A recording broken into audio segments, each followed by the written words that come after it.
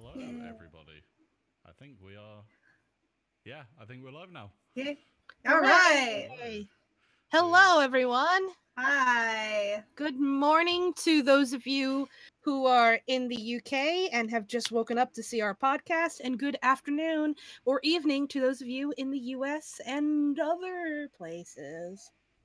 And hello, astronauts in outer space.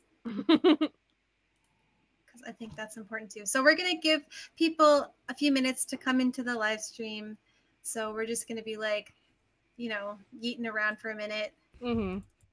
And we have underneath me, my person, you can see below, there's a hashtag that you can use on Twitter to ask questions with. And we will be checking that hashtag throughout the podcast session to be answering them for you. So please use it if you feel like it, but no pressure. Yep, yeah. or just drop questions into the chat. You're all already spamming in the chat, which is great and amazing.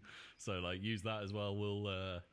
But like we'll probably take more questions from the hashtag because quite frankly that chat moves really quick, and unless we're like actually looking, we'll probably miss it. And if we don't get to your question tonight, please feel free to message us later. Or you can save your question for the next podcast. And yes, we will be having more podcasts. This is a thing. Better? Am I coming through in? Oh no, I'm still in one ear. Interesting. Oh, and I'm stretching my muscles. Hooray! Do we want to start out, guys, introducing ourselves? Okay. For those who may not know. Let's just fix the audio first. We'll give everyone... Gotcha. We'll give everyone like 5 minutes to jump in. So, yeah. Oh, thank you. This is... Turn up my volume. Very quiet. Okay.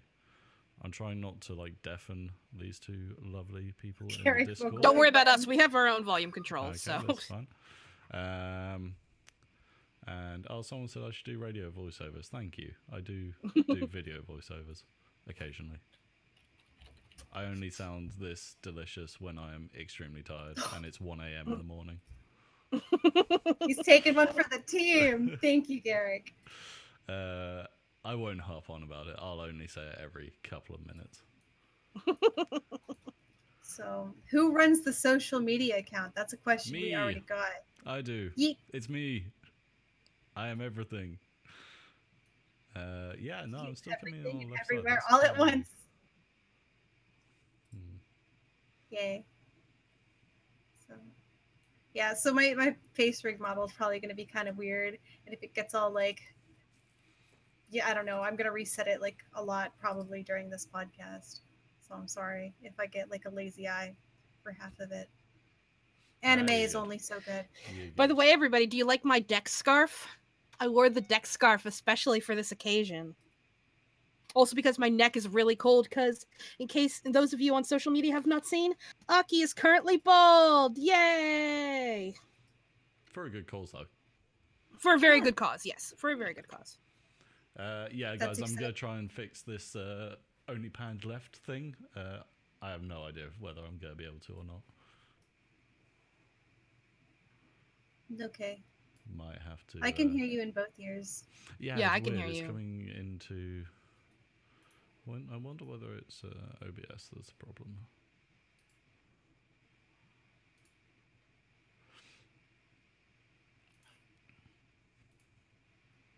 Yes, this is actually a CU hat.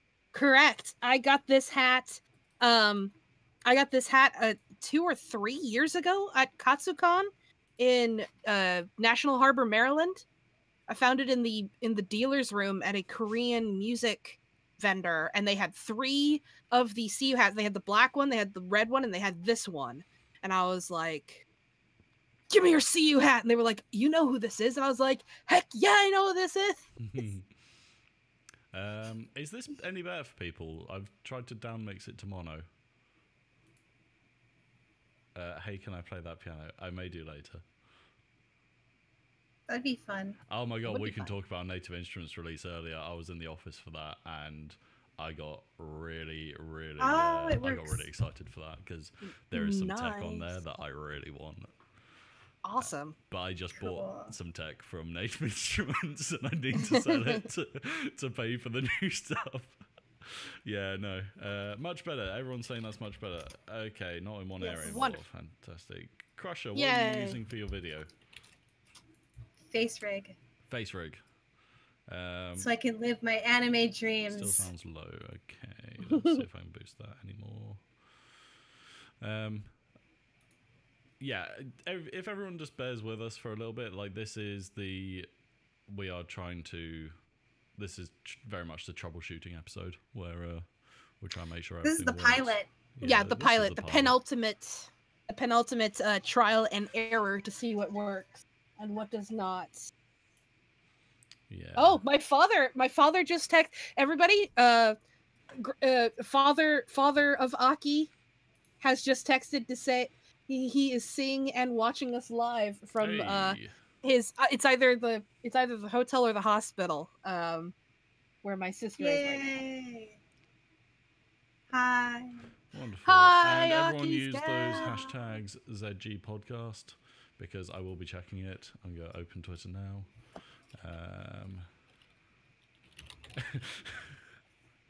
Everybody say hello. They're already going through. It started. Cool. That's awesome. Thank you guys. Wonderful. So I will try and keep that open as much as possible too. Yeah, right. And like I said, we will try to get to as many questions as possible. But if we don't see you, either message us later or bring your question to the next podcast. Yeah, like we want to do as much Q&A as we can with you guys. So we'll be dedicating time in every sort of episode, podcast, whatever you want to call it, for you guys, and we'll take questions every time. So if we don't get your question, or you can just send us questions midweek, and we'll make notes of them if we think they're awesome, which I'm sure most of them will be. And yeah, we'll just how long is the podcast? Until I pass out. That's pretty much the answer. I'd say that I think we've got some Brits in and some European people in the chat, so they're going to know my pain right now. I did a full day's work today and went out. Sorry, I'm cutting you off. No, go on. So we have a list of things, so it'll be a little organized, and I think it's very organized, I think, for a podcast, but this is still like the trial and error. So sorry. I'm so sorry. I didn't mean to cut you off. Oh, someone got their message retracted. Yeah, I think we've got some it's so late, yes. Yeah, so I think we've got some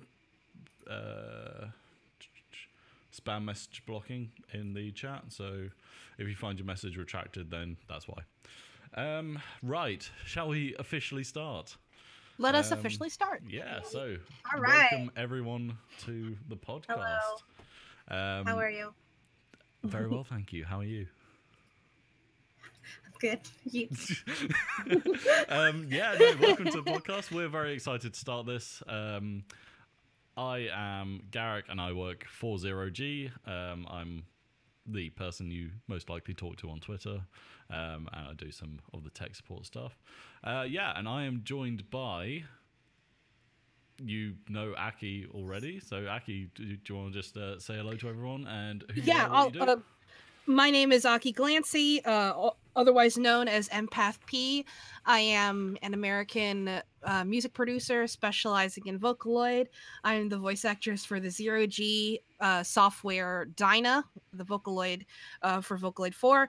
And I am also the manager and founder of the fan-produced project Voc America that does fun little live events at conventions for people who want to see Western Vocaloids perform on stage.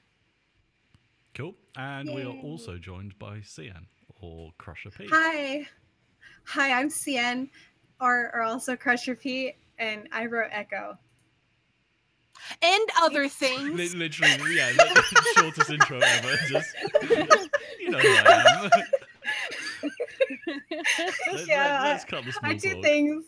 I do illustrations, and I write music, and I I do things. I do a lot of music writing and illustrating, and and all that music jazz. things and illustrating and so we're gonna do some real boring housekeeping stuff quickly.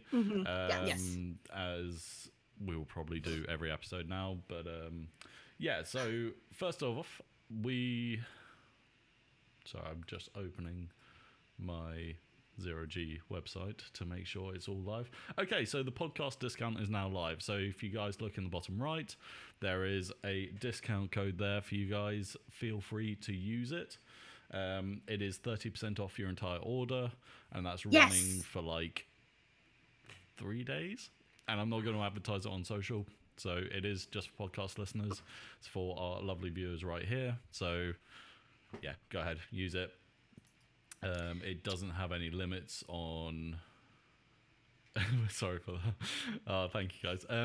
It doesn't have any limits on the amount of times you can use it. So if you want to just cycle through checkouts, whatever, that's fine. Although it's only 30%, it's standard 30%, so you won't benefit from checking out multiple times. What else we got? Yeah, Twitter hashtag ZG podcast. That's what we're going to be using to do Q&As. That is probably the best way to get in touch with us, because the chat scrolls pretty fast. And finally, there is a survey going on for 0G. Grand total of $500 worth of prize pool. We'll select one winner.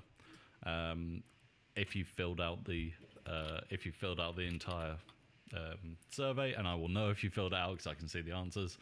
So go out, fill out the survey. We'll select a winner. We'll get in touch with you. $500 worth of ZG products.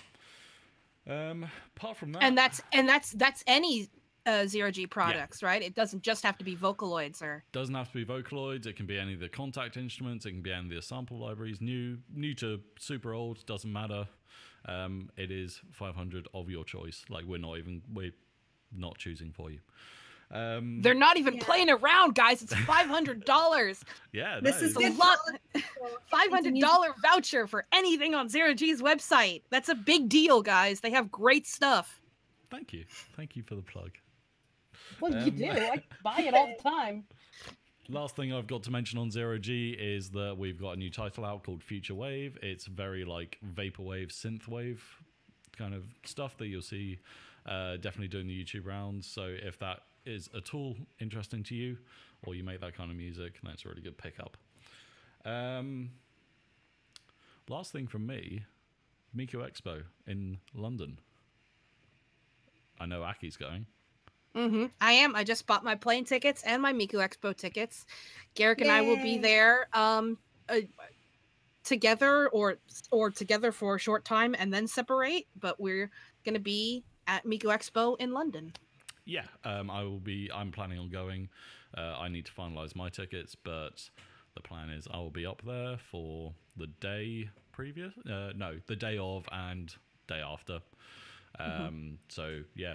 My plans are quite loose at the moment. I need to pin some stuff down. But apart from that, I'm going to hopefully be hanging out with Aki, and we'll be doing some... we'll come around and see everyone. We'll do a meetup or something, and it'll be awesome. Yeah, we were talking about doing a meetup. We're not quite sure where it will be. We're thinking Holland Park, which is right across the street from the theater. But if it's too cold, then we will let people know, and we'll go to a coffee shop or something nearby that can handle whoever comes. So yeah, exactly. Yep. Someone just asked what the podcast discount code was. It is 06 podcast 0918, and the zeros are... It's under Aki.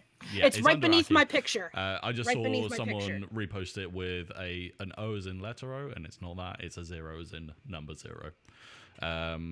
Sorry, I will try and keep myself as loud as possible, because I appreciate people want to hear...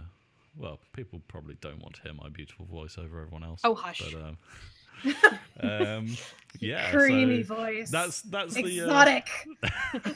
That's my housekeeping done. do you guys have anything you want to talk about quickly? What's going on in your own lives, or any projects you can talk about? Cian, do you want to go first? Oh, thank you. Sorry. Nothing I can really talk about yet, but there's stuff that's coming. It's gonna happen. It's coming, so you have to wait and be excited. My face is I love face ring. But stuff is happening. It's coming, and it's gonna be there. So you have you just all right. And you, Aki. I have a couple of things coming up. The first thing is that I am finishing up an album called Ghosts of Artificial Trees. If you go to my YouTube channel, you can see the little teaser trailer for it. In November, I have the last Voc America show currently scheduled for our 2018 season, which is going to be in Fort Lauderdale at a convention called Anime EY. Just look up Anime EY, spelled IWAI. I will be there. My father is coming along. He's going to be my assistant. And we're definitely doing a show on Saturday. We may be doing a second show. If we are, I will announce it. But that's going to be our last show of the season before we start to work on our 2019 season with a brand new show and brand new effects, and getting in those Voc America Song Contest winners into the show. And then, of course, going to Miku Expo London in December. Other than that, just stay posted to the Voc America website or to Patreon. Follow us on Patreon, and you'll see updates as they are made. Cool. Yay. Wonderful. So, like your dad's in the chat. Yeah. Right. So we'll talk about first topic. Let me just jog over to OBS. So let's get rid of that. Vocaloid V5. V5. That's what we want to talk about. So yeah, God, when was it announced now? Two months ago? Less than. It was announced in at the beginning of July. Right, okay, so just pretty much 2 months now. Yes. Yeah, that was a sudden announcement for everyone involved, I think. Yeah. Quite sudden. Yeah, so I'll do a very quick story, which was I walked into the office, normal time, sort of got ready, opened Twitter, just notifications all the way down, just V5, and we had no idea, like it was completely out of the blue reveal. So yeah, so okay, Yamaha have obviously taken a very sharp turn on how they're packaging and delivering V5 now. Yes. Like, well, okay, let's start with the layout, because I think that's probably the most dramatic change in terms of right. I would agree. What's going on in the editor, what tools you have available to you. So like, what are your, because I've got some thoughts coming from a non-Vocaloid background, but like, what are your guys' takes on the new layout? My personal first impression was I'm sure it was the same as most people. It was initially mixed. It has aired more on the side of positive now. There are a few things I'm still a little about, but with change comes adjustment. The biggest thing for me, obviously, was with the layout, not having to find things that I was so familiar with being in one place that have now gravitated to another place, or have been removed, and then you have to add them on either through opening up a window, like opening it up as a little window at the bottom or whatever. And all of that, the whole layout has been adjusted primarily because of the fact that now Vocaloid is not only a standalone, but now it can also be incorporated as in your DAW. So like if you have FL Studio, or you have Cubase, or you have Pro Tools, or whatever it is you use to make your music, now you can open Vocaloid directly in it without having to do anything shady in order, because back in the day people tried to open it in their DAWs and it just didn't work. Now it is actually it is encouraged to do so. And so obviously a lot of that layout has changed to adapt to that new compatibility with inputting it into your DAWs. Yeah, because it used to be a Cubase. It was a Cubase integration only.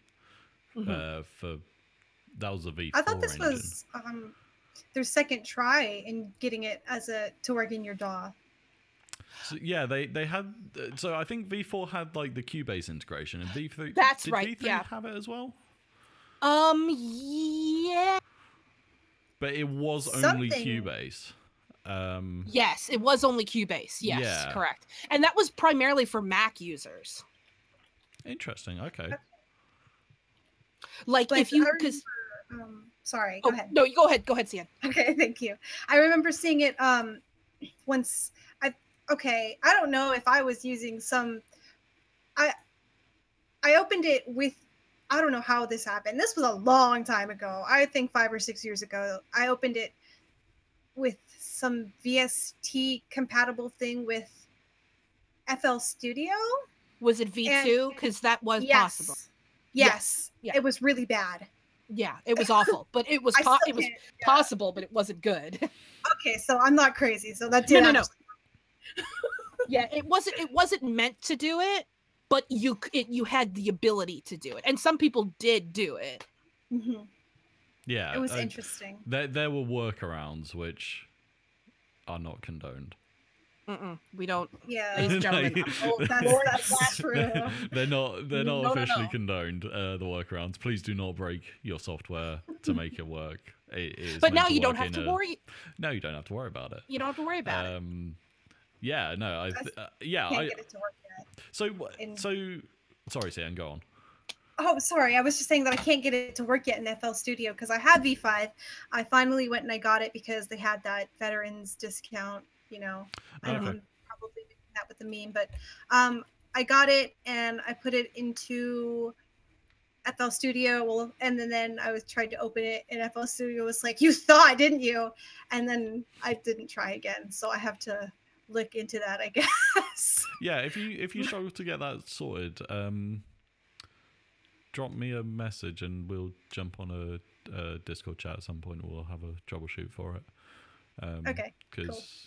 Yeah, I got the professionals helping me now. Well, it's like I've had my fair share of like I can't get the software to work, like in DAW. So there are ways to do it.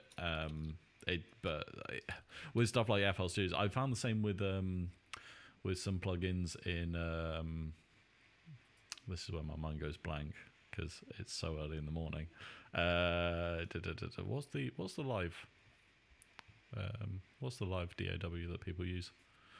Ableton? Ableton, that's it, yeah. Ableton routing is like its own mystery until you're really into it. And then it's incredibly powerful. But like I don't have the brain to do Ableton, quite honest. Just give me Logic or Pro Tools or something. I'm happy. The one thing I will say about the V5 layout, in addition to it being able to be imported into your program, like your DAW, as well as it being standalone, is that even though, yeah, if you've worked with Vocaloid for a really long time and you've gotten used to a certain layout, I totally understand if people are kind of like, oh, why did they have to change the layout so much? But that being said, they have made the layout similar to many DAWs in general, just many music making programs, as well as VSTs. And so even if as a seasoned Vocaloid user, you get a little bit confused with the new layout, if you have been working with music software, you'll find everything. It's not rocket science. It's like, oh, your settings are still under the settings tab, your singing stuff is still under that, your this is still on, and it's just everything else embellishment, and then you'll find it if you just click around. So do you reckon that the new GUI is mostly for bringing in new users? Because it's definitely a more streamlined GUI. Yes. Yes. I actually had a meeting with Yamaha about this before V5 came out. This was last year, I think. And I went with Celia and the Living Tombstone and the Tuner Frutella, and we were in Japan, and we had a bunch of meetings with a bunch of Vocaloid companies, and our last one was with Yamaha, and it was 8 hours long.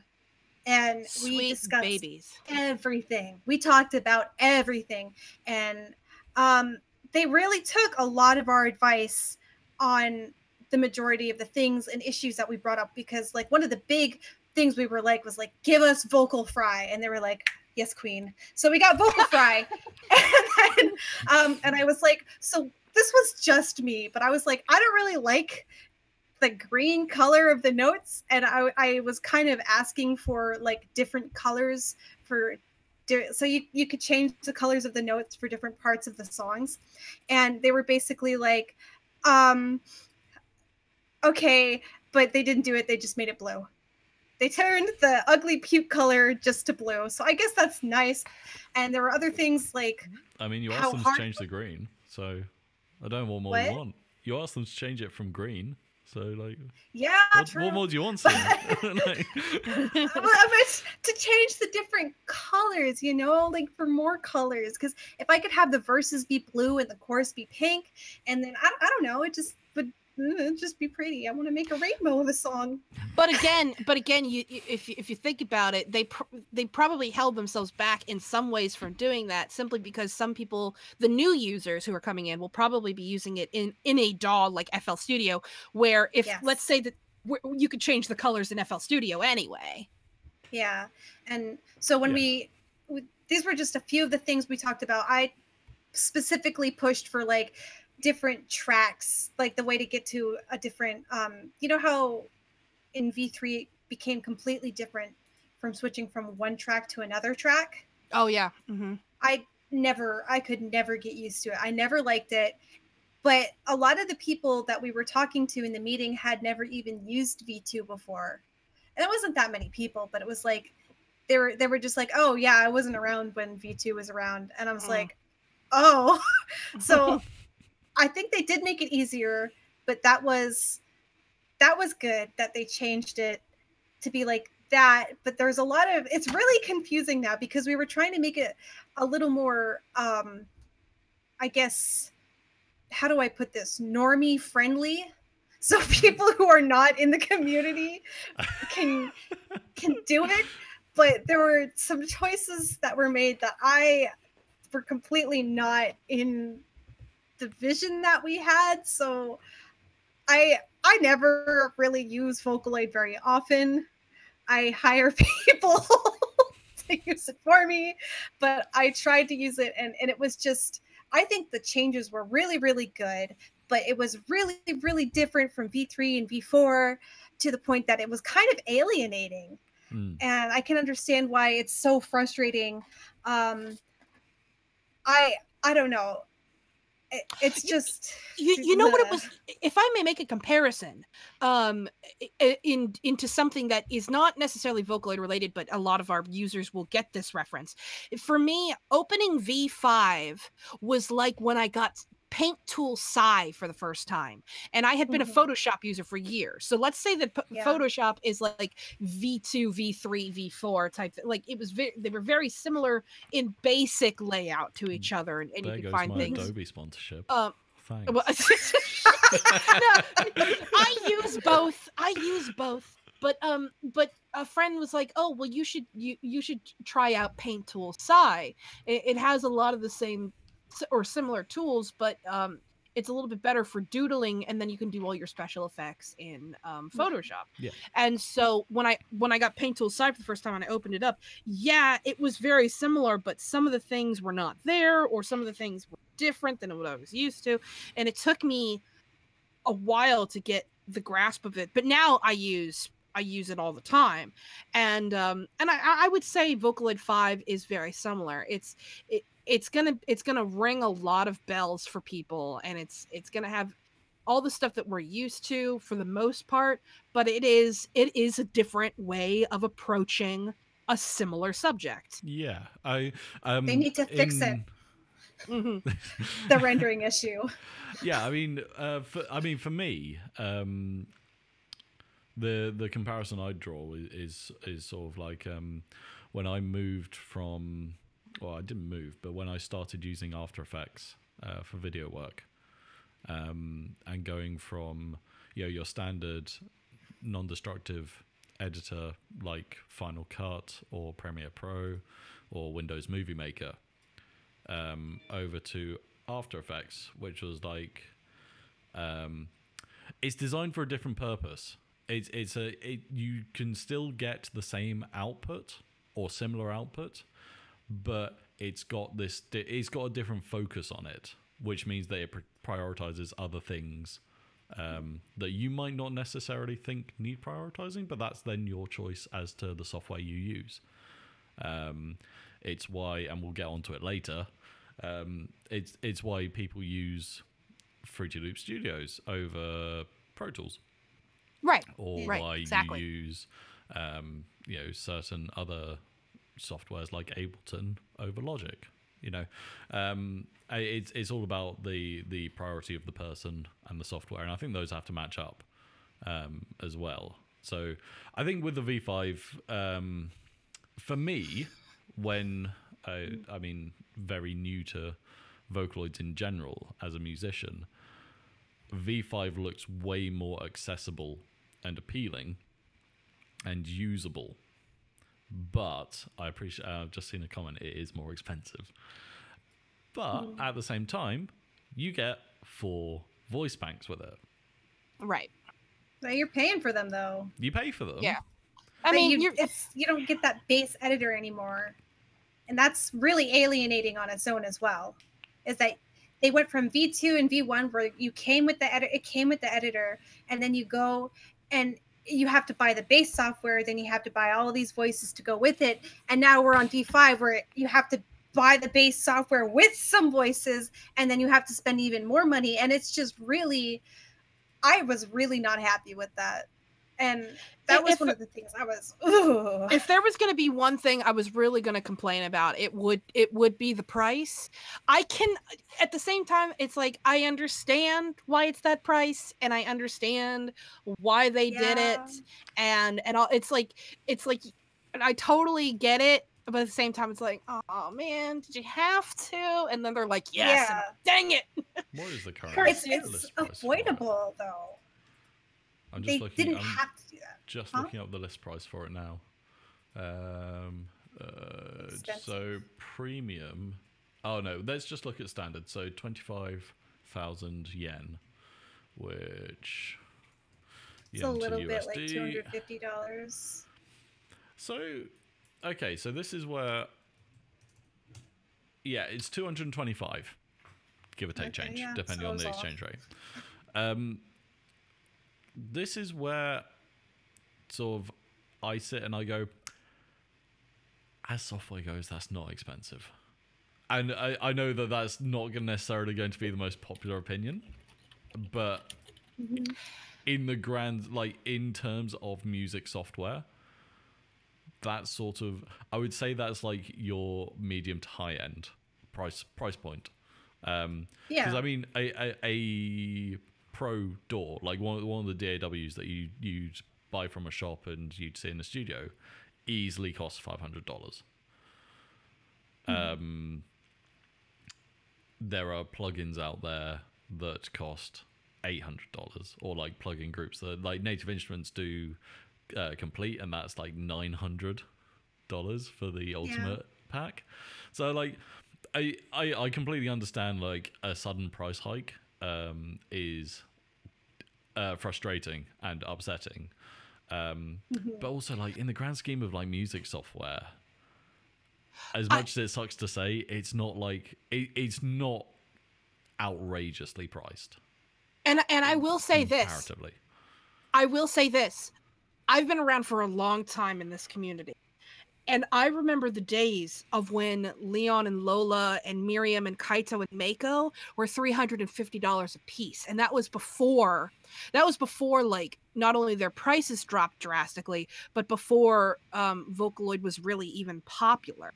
That's how much, and that was their base price. And that wasn't like an inflated price because they weren't retired yet. You know, it wasn't like they, that V3 had happened or anything. That's how much they cost, just the one voice bank and Vocaloid 1 that came with it. So it's I understand people's frustration, but at the same time it's like I remember those days when they were those prices. Yeah, like, I've just seen a couple of really good points in the chat that I'll bring up because I think they are very interesting. Someone said it's cheaper than having to buy 4 voices and an editor. That's true. If you think about sort of,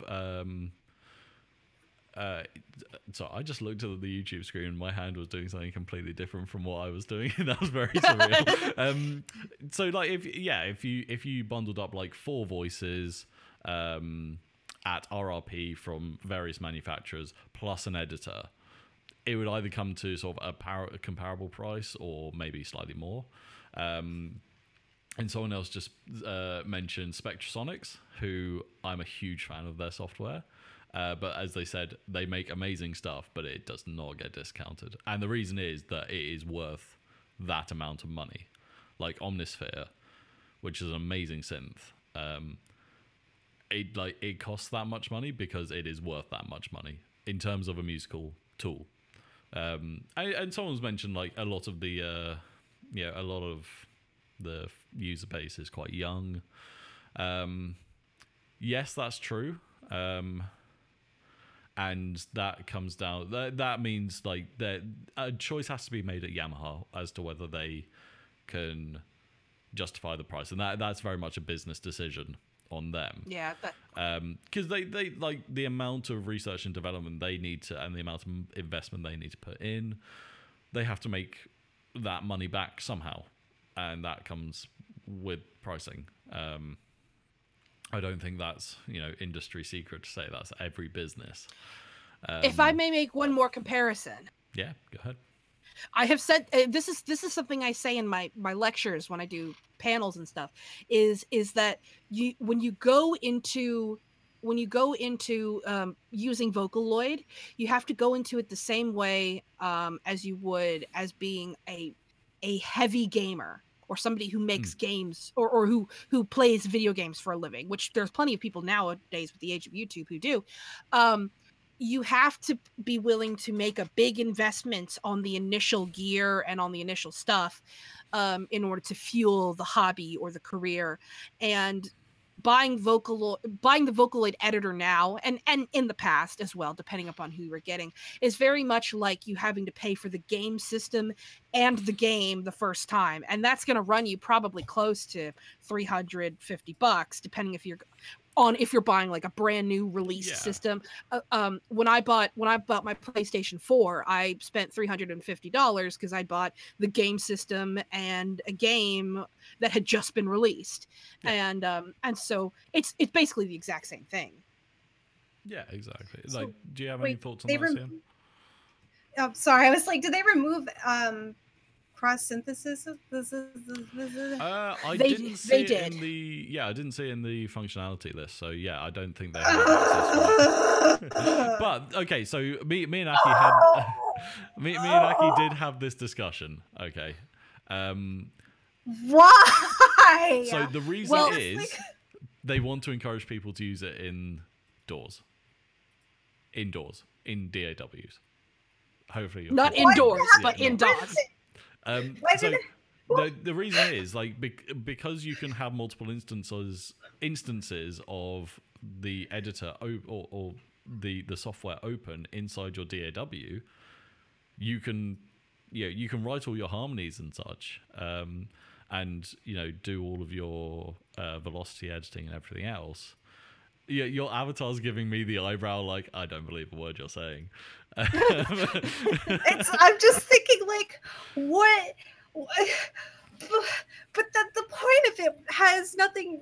But I'm so confused because it was finally a step in the right direction. It was finally something we needed, and it was never ever like I don't know how to put this without sounding really negative, but I have some negative feelings about this, but it was never utilized correctly. It wasn't the users who had issues. It was the fact that cross synthesis was kind of broken from the beginning, as it didn't completely switch from one voice bank to another. It only added elements to it to a certain degree, and that was a good start, but we only got one English capable Vocaloid, and that was Luca, who even had the capabilities of using cross synthesis. And it was good in theory. It was really good in theory, and it's so disappointing and really disheartening to know that they never gave this more of a chance.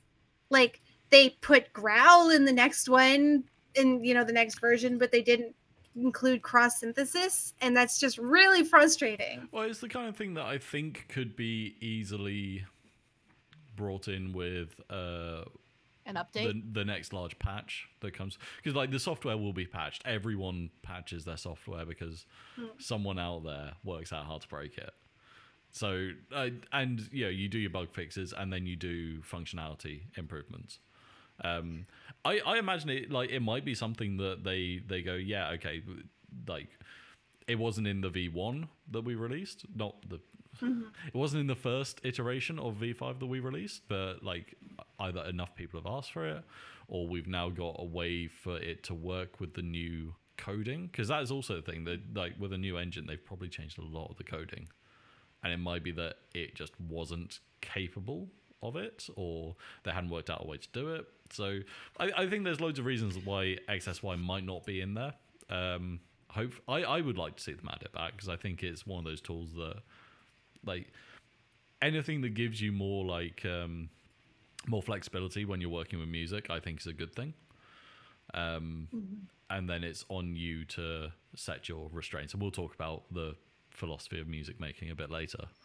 And it might have also have been a toss-up as well, where they were like, okay, guys, we only have time. Because I don't know what their schedule is. They may have deadlines that they have to meet. And it may have come down to things like, we have to have this released by this point. We only have time to develop one of these brand new functionalities. Do we give them something brand new, or do we not give them that brand new thing initially, and instead just update it and make it capable with the DAWs and stuff, and then just have all the same functions? And so it may have, I don't know this for a fact, but it could have been something like, well, let's release it with this new functionality with vocal fry, and then we're giving them something new.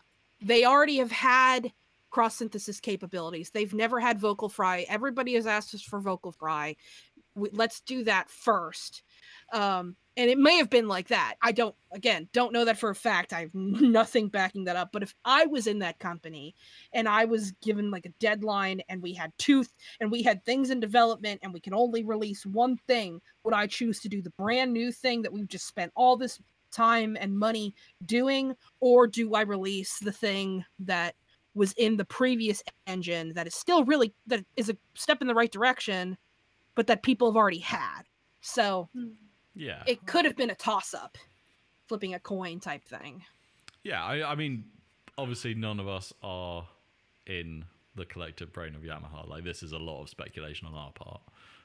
We should make that very obvious. Yeah, normally when if we talk about Yamaha, it is purely speculation, ladies and gentlemen. I will just say we've got a couple of bits that I think we all want to cover on V5 before we move on. But guys, remember to use the hashtag ZG podcast. We'll be doing a Q&A shortly after this, and then we'll probably we might take a minute break and then go into the next topic. So if you have any questions, use that, because at the moment I'm struggling to keep up with the text chat, because you guys are having a lot of discussions in there, and it's great. We did peak at 100 about 3 minutes ago. I didn't want to interrupt you, Aki, but it's now dropped down to 96. So bring your friends. Come on. Oh, okay. But thank you all for coming. We do appreciate it. Well, we're up to 98. As soon as it comes over 100, I'm just going to interrupt whoever's talking. But yeah, it's been hashtag ZG podcast. It's been fluctuating. I've been seeing 105, 102, 98. Yeah. So okay, so I'm gonna jump ahead in my notes here. Well, I'm sorry, but I have one more thing I wanted to say really quick. Yeah. Just so everybody knows this, it's very important that everybody knows this, that one of the very important things that we've asked for Yamaha to do was to allow companies to release patches and updates of their Vocaloids after they're released. I just want to know. I want you all to know that I'm fighting for you. Okay, that's it. It's very tricky with that kind of product, and I can speak from a native instrument standpoint. When if we're working on something like Epica, or what's another contact instrument we do? Phaedra. Are those two ones we've got on serial code at the moment? Yeah. So it'll get designed, and then it's got to be sent off to Native Instruments for encoding to do the serial coded product, which then takes X number of weeks, and it takes loads of people to do the work to get it to the final product. So with Native Instruments, doing updates for contact libraries is very time-consuming and very expensive for every single party involved, which is why everyone tries to get it right first time. I can't speak for Yamaha's process, but I imagine it's quite similar, just because it sort of mirrors each other in execution. But yeah, I mean, it would be great if we could do hot fixes for stuff and update voice banks and stuff. Like I think that would be a really good. It'd be a really good way to update the Vocaloid software in a way that benefits everyone involved, from consumer right up to voice provider and developers. Yeah. So So the question I wanted to ask, because we talked about this in one of our preamble chats, do you reckon V5 is going to be like a is it going to keep spawning lots of EDM music? Because I had a thought the other day. I reckon there's going to be this surge of hip hop music come through. Just really?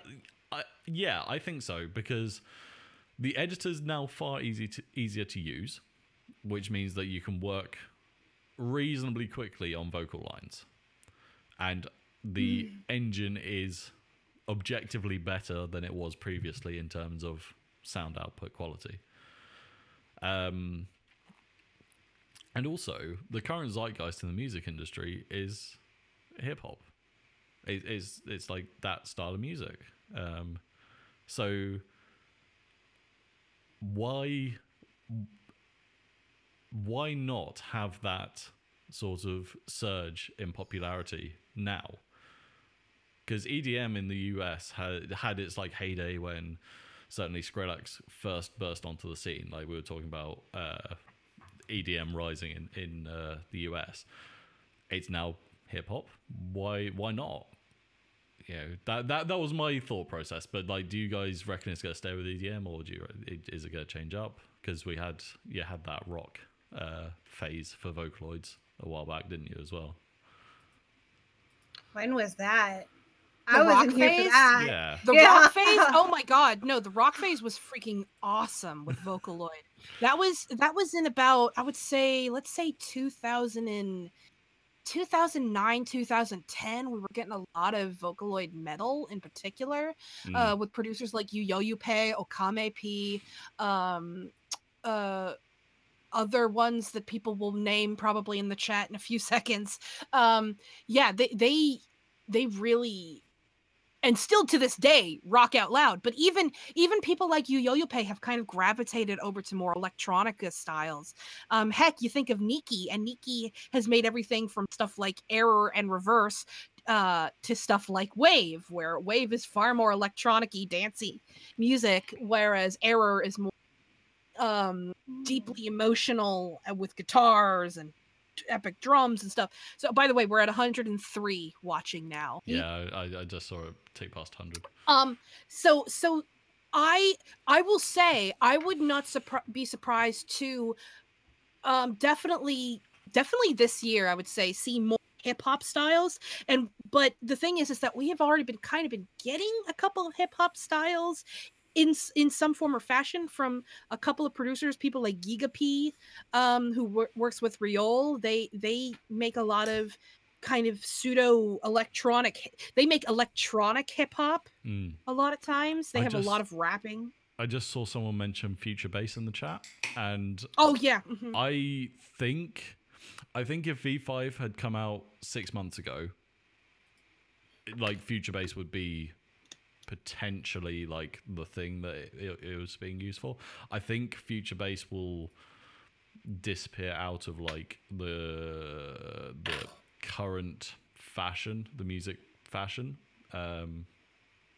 before V5 really gains huge traction in the community.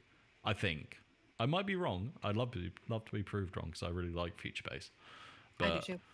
like I think it's come along slightly too late for it. Sorry, a lot of people are saying CN, you are queen, which is making my day right now. Thank you. Well, I'll change your Abby.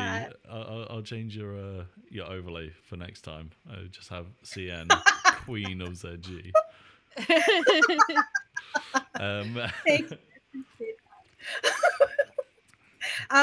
So this is very interesting because now I had never even realized that until you said it just now with the progression and the evolution of the different genres of music. I think that's very interesting because I know that for a fact we definitely went through like a dubstep phase, and I guess we really did go through a rock phase. I guess I just thought it was how everybody wrote their own music and people stuck to their own genres, but I guess it's true that people's music has been evolving. As for hip hop in Vocaloid, I don't think the editor is at a point where it's going to be made with ease yet, because it's just hip hop and Vocaloid are things that I think I've definitely seen before, and it can be done, but I don't think it's, people are going to buy the product and they're going to listen to all these other songs and they're like, oh, I'm going to make hip hop with this. I think they could try, but it's so... It's a lot harder to do hip hop than it is to do any other genre. I'll do a wee little plug here because I've been messing around with one of Aki's tracks recently, which has a rap in it. Yeah, but I'm the one who raps, not the vocal. Oh, is that actually you? That's me. Yeah, I literally did not know that. So that's me. I thought you spent a lot of time programming. Mama Aki can lay down I feel bad now. Sick rhymes. No, fair enough. Hold on. I gotta make myself look. Make myself look more rap. Do I? We can go with that. Yeah, sure. Why not? With the C you had is even more ironic. Yeah, no, I think that's probably because I asked you for WAV stems rather than Vocaloid. Project files, so that's probably why I've got, because everything's come as a WAV, which is great, and I prefer it that way. Maybe like the editor just isn't in a place for it yet. I don't think that's going to stop people trying. Oh no, never does. And that's true. Yeah. I think because where a lot of hip hop is at the moment with like this trap crossover, it's one of those genres that you can get into very fast and have something workable sort of as an output, but then like you can be polished to like chart standards, and that's where like the real talent comes in. I think is getting the polish on a track in that sort of genre. I think an even more applicable question is not necessarily if necessarily a certain style will become popular, which it's very possible a more hip-hop style of music with Vocaloid can be more possible in the horizon, especially with V5 being more beginner based. I would say though, as has been the trend, and I think CN would agree with me, certain styles of music will probably become more popular depending upon the country that is utilizing the software. Yeah, I mean, everything's locale based, isn't it? I mean, I was having this discussion with one of my colleagues today. We were sort of talking about sampling in different countries, and we were saying like the Brazilian charts are different to the German charts. Because you have homegrown talents, and you just have certain styles of music that work better in certain places. I think that like everything's now moving to this place where we've got a more universal worldwide music trend. But in general, I think like there's still a lot of credence to be held to the idea that the where you are defines a lot of the music you listen to, or certainly who you hang out with defines a lot of the music you listen to. And along those lines, what about the idea of what we have seen the community asking for, how they have responded to Vocaloid 5? Like, one of the biggest things that people always ask for is new languages. Yeah. And obviously, and I'm even here in the chat saying, "Oh, I want this language. I want this language. I want that language." Someone told me I need to be shouting out the names. The reason I'm not shouting out the names is because you all go past so fast, and scrolling up to try and find them is like needle in the haystack levels. Yes. Sir Villager did mention French Vocaloids, and we actually had a chat about French Vocaloid voice bangers. Yeah, we were talking about that, and we were talking about Spanish, and we were talking about back in the day, I used to want a Russian voice bank, and I would love every possible language. There were tests back in the day. Somebody was doing, not with Vocaloid, but with like Utaloids, doing Hebrew, and I remember I heard those tests, and I was like, oh my god, if we could have Hebrew, because Hebrew is one of my favorite languages. And it's one of those things where we ask for all these languages, like the community as a whole, like a conglomerate, not just us, the Western community or the European or the Japanese. Everybody's a whole. It's like, oh, well, what about this language? And what about that language? But the question is, okay, we get that language. Who's going to use it? Which isn't necessarily a huge issue. Like the people are going to use it regardless. They're always going to use it. What is the user base? But what is the user base? Because I don't really see too many people from certain communities, and I want to see more exposure of them. Because I get, like, if I see somebody saying, "Oh, I want a Vocaloid in this language," it's like, "Oh my god, where are the users?" Because I want to know. Do you guys want it too? And it's, So I'm scrolling through the chat again. Kotaba Project, I'm probably butchering your name there, has just dropped the Ethra is better than ... which big fan of that. I love the Ethra series, and Ethra's great. The voice of Ethra, Clara, she's such a sweetheart. She's absolutely amazing. And Stefano, who programs the entire thing, her husband, is also great. Like, that couple is amazing. I just saw someone mention that they wanted a Latin Vocaloid, because why not resurrect a dead language? I can't find it. Hikamori P. I would love to see a Latin Vocaloid. That would be awesome. I saw one for Simlish, and I think that I would love to have a Simlish Vocaloid. Oh, 1 second, guys. Brother, I am currently in the middle of a live stream.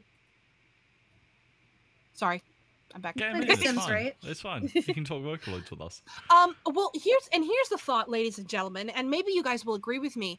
I totally agree. I personally would love more languages, especially with V5 and the accessibility of it. Even more so, I think, though, is I would love to see more languages, but also more specific genre Vocaloids. Okay, interesting. Like how we got Sachiko was Sachiko V3? V4? She was V4. V4. Sachiko being an Enka, Tonio and Prima being opera, Oliver being choir, and so on and so forth. I would love to have Vocaloids that are more genre specific. That can be a little alienating, because not everybody's gonna make that style of music. But I don't know. I'm such a huge Prima fan. Me too. I talk about her at all of my English Vocaloid lectures, and I have like an entire segment dedicated to where I just gush about Prima. Didn't you refer to her as Queen Vocaloid the other day? She is. We were chatting. Prima is Queen Vocaloid. She's the true queen. To be honest, I really like the classical vocal libraries that are out there, and I like the fact that there are classical Vocaloid libraries. If there's any genre that is like near and dear to my musician heart, I would love to see more people picking up classical stuff. But the chat, I thought I was snarky on Twitter occasionally. The chat is having a field day at the moment, and it's great. All of you are fantastic. Well, along those lines, I just got 2 new synthesizers called Chevigny and Altus, which are made by a gentleman. I can't remember his name off the top of my head. But both of them are Contact player libraries, and one of them is called Chevigny, the Voice of the Elves, and it is an elvish singing synthesizer, containing both samples and an actual kind of VST instrument. And the other one is Altus, who is a tenor singer, very similar in some ways to Tonio. And he mostly sings, you can have him sing in like Latin.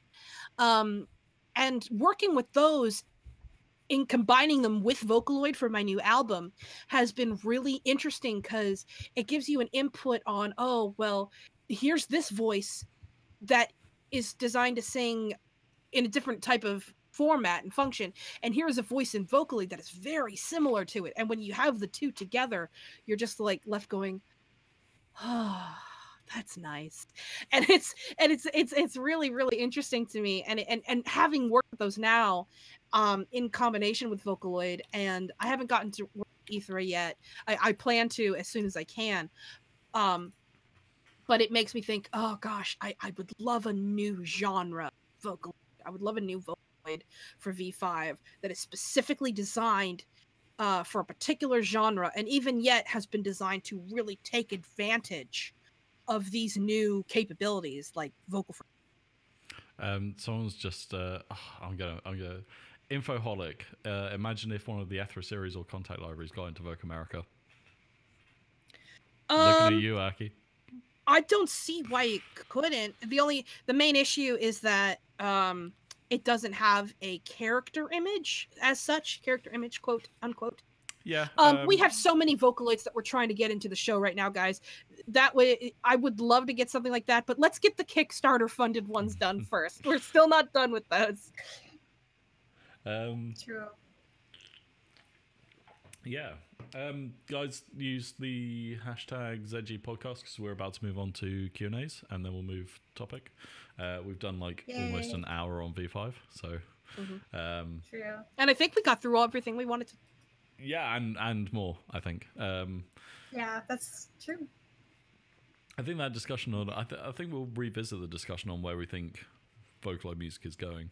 A little later down the line. So it'll be interesting to see once it's gone out into the community, what does come out.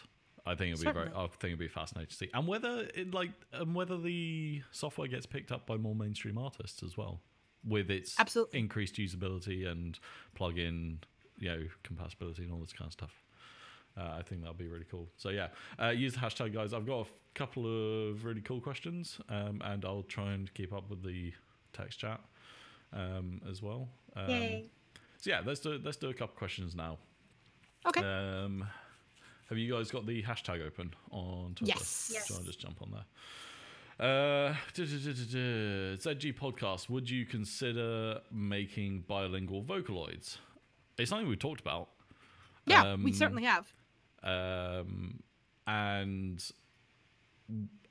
me personally, I am all for having bilingual voice banks. I think it's a great, as I said, anything that adds flexibility is a good thing in my eyes, especially with something where the voice as an instrument is a very personal thing, and you have to make it as you have to make the performance as personal as possible. And I think opening up the languages and opening up phonetics gives you way more options. There are certain songs that do not work in languages. Yeah. And this is going more back to my classical stuff, but there are opera songs that should never be translated. Oh yeah, they are as they are and should not be touched. And that just means you either have to learn Italian or German, or just make do, because they shouldn't be translated. So yeah, I think more bilingual voice banks. Great. Any other opinions on that? Anyone want to say no? I will just say, Mama Aki will see what Mama Aki can do. In terms of, in terms of, a lot of times I get to talk with Zero G, very thankfully. We talk a lot, and we talk about future Vocaloid development. I need to lose your phone number. Stop answering. And other companies, I talk with them and other developers, and I always say, well, you can make this a bilingual voice bank, and I do try to, and a lot of them kind of agree. It's more just a matter of production. So I think anything is possible. Yeah, it tends to be like development lead time and recording time that is the kicker. As you do. Yeah, there's only so much bandwidth that people have, and adding more, like Vocaloid development, as we've said time and time again, is really time intensive and really cost intensive. So like adding more to the list makes it harder. So, but yeah, I mean, no, I don't think anyone's against the idea. It's just it's working out the practicalities of it is the hard bit. Absolutely. I see a good one. Will Zero G ever consider releasing virtual vocalists for software other than? Good question. In terms of vocalists that say things, like that you can type in your own stuff. Again, like it'll be one of those things that if we either came across software that we really believed in, or the right opportunity arose at the right time, then we will always consider something that we think will bring value or bring benefit to music makers. Like that's our goal, is to just bring more attainable value into the music for both professionals and hobbyists. So I wouldn't be against it. It would be obviously company decision, but there's no, like, never say never is the thing. But currently we have this great relationship with Yamaha, and we're working with people to make cool Vocaloids, and so and as I've been saying for ages, there is stuff in the pipeline that we just cannot tell you about at the moment that is Vocaloid related. And there's loads of stuff that is in the pipeline, and I really hope that by next episode we will have released or we will have announced or released one of the things that we are working on. I will let you know now that release is not a voice bank, but there is something in the pipeline in terms of the website that we are working really hard on, and we want to get out by the end of the month, hopefully. But it completely depends on like web development and everything else. But if they have contact, they can get Ethera. Yeah, Ethera. Yeah, if you've got contact, Ethera is the one. And there'll be, I think I can say this, there will be an update to Ethera EVI, which is our latest Ethera title. Coming mid to late October was the expected date. And that will be like a big update. I've seen some pictures of Stefano and Clara working in the studio doing stuff, and it looks really awesome. It looks really cool. Cian, have you got anything that sparks your interest in the questions? Just any question, or just that one? Because I'm like, I think any question. Any, oh, okay. I got a specific question for me, and it's kind of unrelated to the previous topics, but it was, what is your favorite Vocaloid song, including your own songs? It's World's End Dance Hall by Wawaka, and my favorite song that I've written is Biohazard.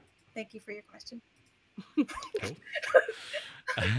Question for everyone: if two Vocaloids were on the moon and one killed the other with a rock, would that be or what?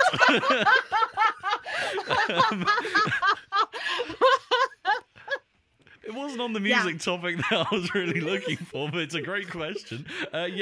My answer is yes, it would be. It would be up. Somebody needs to write a song about that. Yeah, like write a song, send it to us. Like I will listen to that. I will. I'll get on that. Yes, yeah, and bring it to the next podcast. Good question. Good question. Is there a chance for re-releasing physical editions of your software, Vocaloid or non-Vocaloid? The chances are no.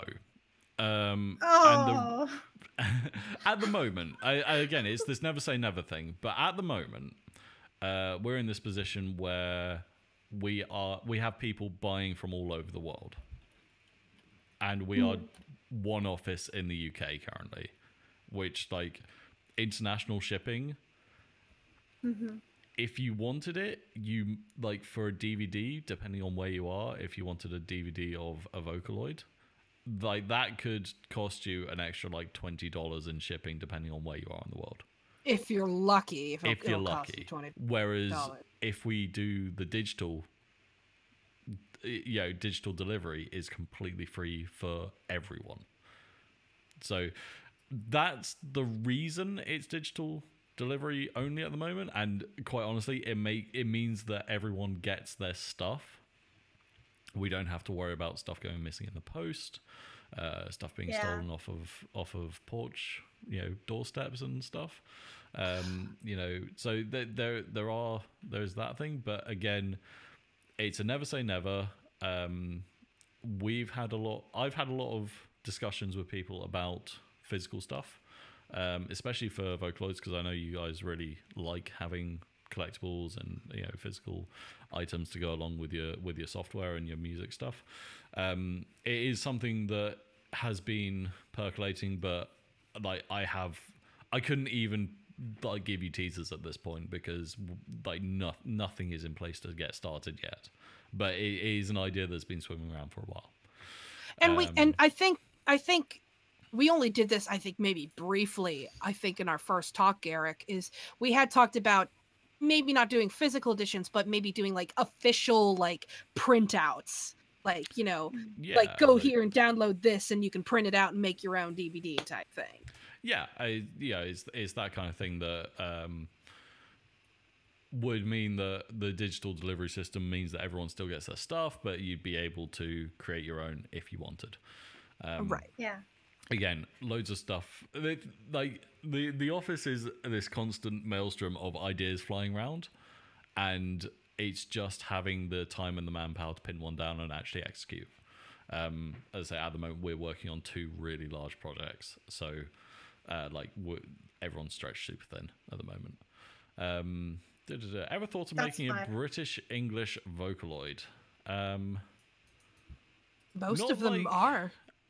I guess they're all English Vocaloids, but like I guess what you're asking is, and you can tell me if I'm wrong, but like British as in a strong accent from somewhere in the UK, a strongly accented Vocaloid. So a Londoner or an East End Cockney. Or, oh my god, like that'd be so fun. I think that's what you're asking. I could be very wrong, but the answer is no, quite honestly, because I don't think we've not been made aware that there's any sort of need or call for it. I have a fun fact. Yeah. I do know that the early English Vocaloids, Miriam, Leon, Lola, they were voiced by Europeans, which obviously we all know that. But the script that was used was not necessarily designed for British accent, but did kind of have more of a British accent to it when the singers recorded it, which is why when you hear things like Leon and Lola, they do kind of have a noticeable British accent, and that script was altered a bit, but it was also used in V2, and that's why even though Big Al is voiced by an American, he sounds like he's doing a really bad British accent. He is? the more you do, he was voiced. Yeah, Big Al was voiced by an American. Technically, the first American Vocaloid, technically, but like I said, he does also kind of sound like he's giving a really bad British accent, and that's why V4 was so of like such a big deal when it came to accents, is because the new script took advantage of the American accent. I know we tried to limit this to like 1 to 2 questions, but we've obviously gone way overboard. So we'll do some like quick fire ones and then we'll move on. Can I legally marry Sonica? It depends on your country, I think is the answer. You'll also have to get in contact with us about image rights, I guess. Good luck. Have fun with that. Your wedding photos will be expensive. No, I mean, go ahead. Why not?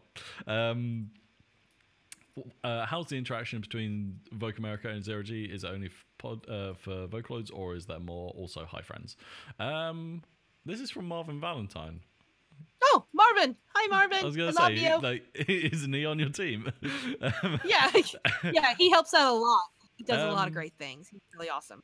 I mean, obviously, we've got the history with Dana, and you did the Ivana illustration, so there's the history there. And you guys give me permission to do a concert.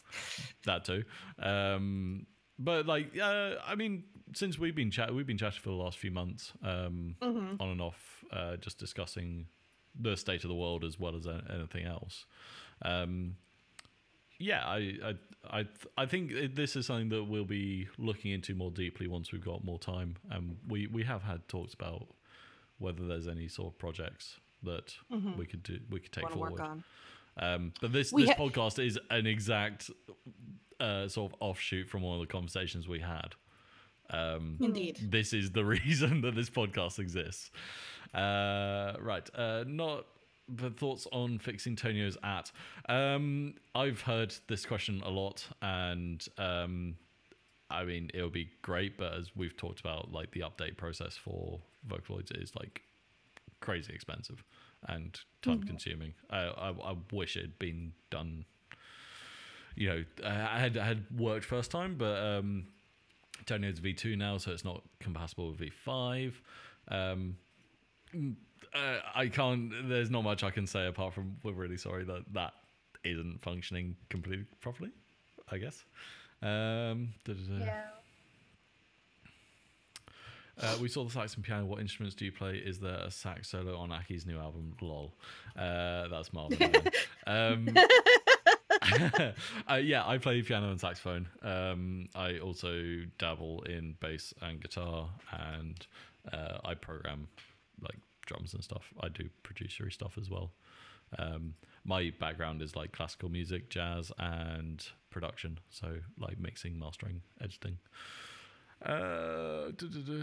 Is a script? There was one that I did really want to answer, and I can't find it now. I'm really sorry. I see. Why do you think Vocaloid is more popular than other vocal synths? Besides the fact of the large marketing, we could talk about that for an entire podcast. Yeah, that's a full podcast. The short answer is Yamaha is a big company. Yes. Yeah. And Yamaha has like the manpower to be able to develop really good software. It's true. Like software development, anyone who does it is, in my eyes, a wizard, because I do not understand whatsoever. But like software development takes teams, like teams of people, just to do small tasks. A few of my friends are in software, like coding and stuff, and like their teams are like 5 people, and they'll just work on one thing for weeks on end just to get it right, and that'll be like a small thing. So developing music software is honestly crazy complex. Especially if you look at like, I'm a fan of Stephen Slate stuff, and his analog modeling is so intensely complicated for like doing classic gear. Like it blows my mind how in depth it is. Right, we will take more questions later. Do you guys want to get a drink quickly? And we'll just go I already have one. CM? Glug, glug. Glug, glug, glug. You okay? Okay. Right, I'm good to go. I'm good to keep going then. So yeah, we'll dive straight on. Right, we'll talk. We're gonna do some production talk now. So we're gonna talk about music tech, tech behind music tech, and the tech behind music. Okay. There was Look, guys, in those really regards. In those regards, I did have a subject. We talked about this that I wanted to talk about. That is really important. For those of you who are currently musicians, this is a question that I think both Cien and I and Garrick, we've all seen it in some form or fashion. And the question is it wrong to enjoy your own music? That's in music talk. That's later. Oh, that's later? Yeah. Okay. I thought this was part of the music talk. All right. No, we're in production talk now. So you... Oh, production talk. Sorry. Yeah, production talk. We'll do music talk right at the end. Yes. So everyone gets a sneak peek of what we're going to talk about later, but that's fine. Yes. Production talk. Yeah, Aki, let's start with your question for production talk. Best beginner software. In terms of software, this is something I get asked a lot. In terms of, you know, what is the best thing to I forget what my topic was, but I know what I want to talk about. Like the best thing to start, like things to start with as a beginner, or you know, if you are just getting into either making music or like making Vocaloid stuff. Garrick, do you want to remind me what my topic was? For some reason, literally, my mind is blanking. What is the best beginner music software? So okay, like, that was what it was. Goes, okay, yeah, that's yeah. That's what I thought it was. Yeah. Okay, and I was like, I hope that's what it was.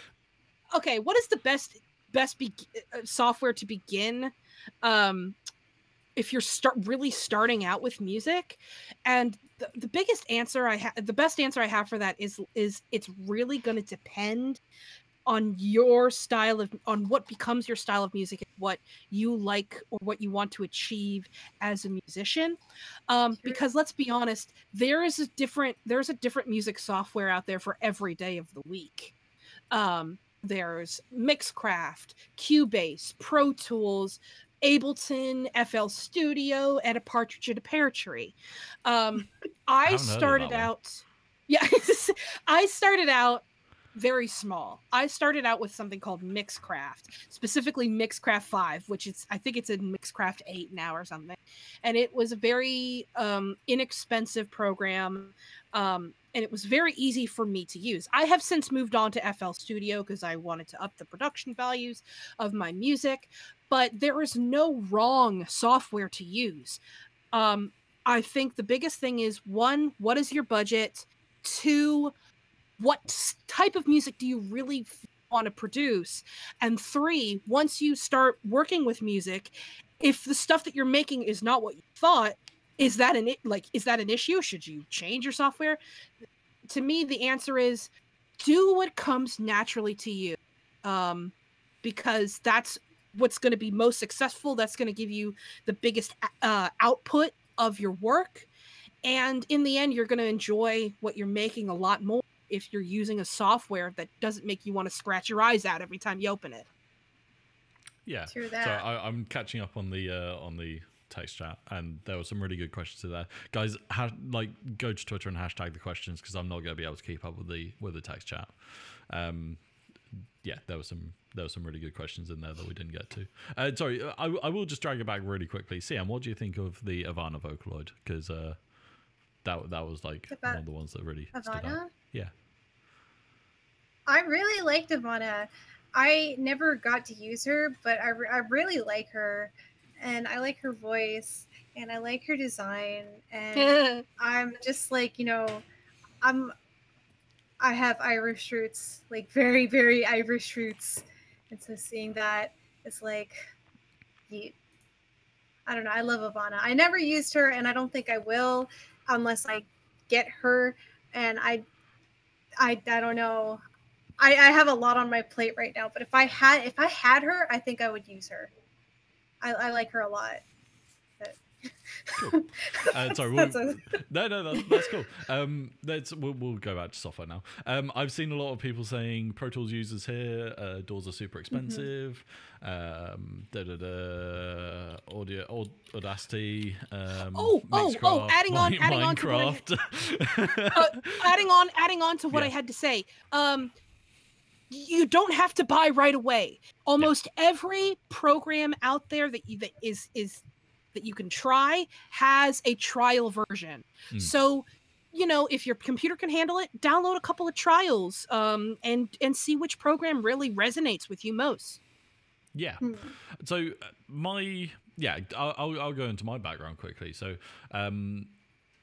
musician first and then like production stuff afterwards. I started off in like Cubase Lite, and this was back when it was like Cubase 4, I think. Cubase 4 or 5. I think we're now on like Cubase 9, which makes me feel old.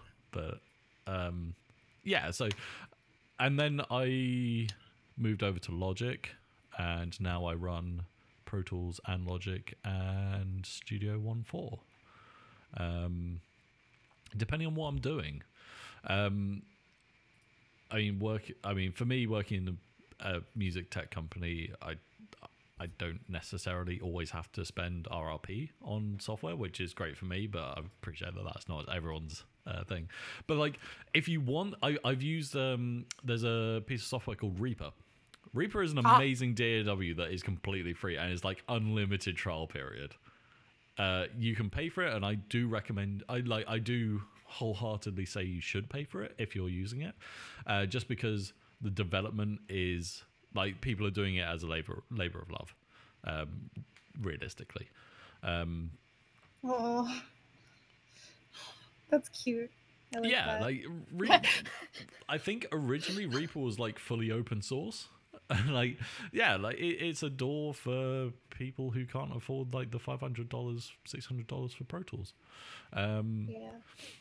But and I think choosing your DAW also depends on what you want to do. If you want to do live performances, then and you're doing like electronic stuff, then Ableton is king. It doesn't matter what anyone else says. Like, Ableton is the one at the moment. There might be a DAW that comes along later that's better suited or whatever, but currently, like, Ableton is the live DAW to use for electronic stuff. I'm a big fan of, I was a really big fan of Logic 9, and then Logic X came out, and I still can't find all the tools I used to use. Which is really frustrating. I'm pretty sure they're all in there. I just can't find them. It's like Vocaloid 5 all over again. And yeah, I've started using Studio 1.4, which is Studio 1.4 has like a light version. It has like an artist version, which is significantly cheaper than the full one.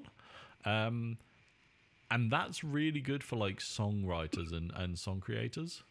But it has like the full production suite that you'd expect in like Pro Tools and Logic. Studio 1.4 is really good as far as I've like experienced so far. But yeah, like something like Reaper and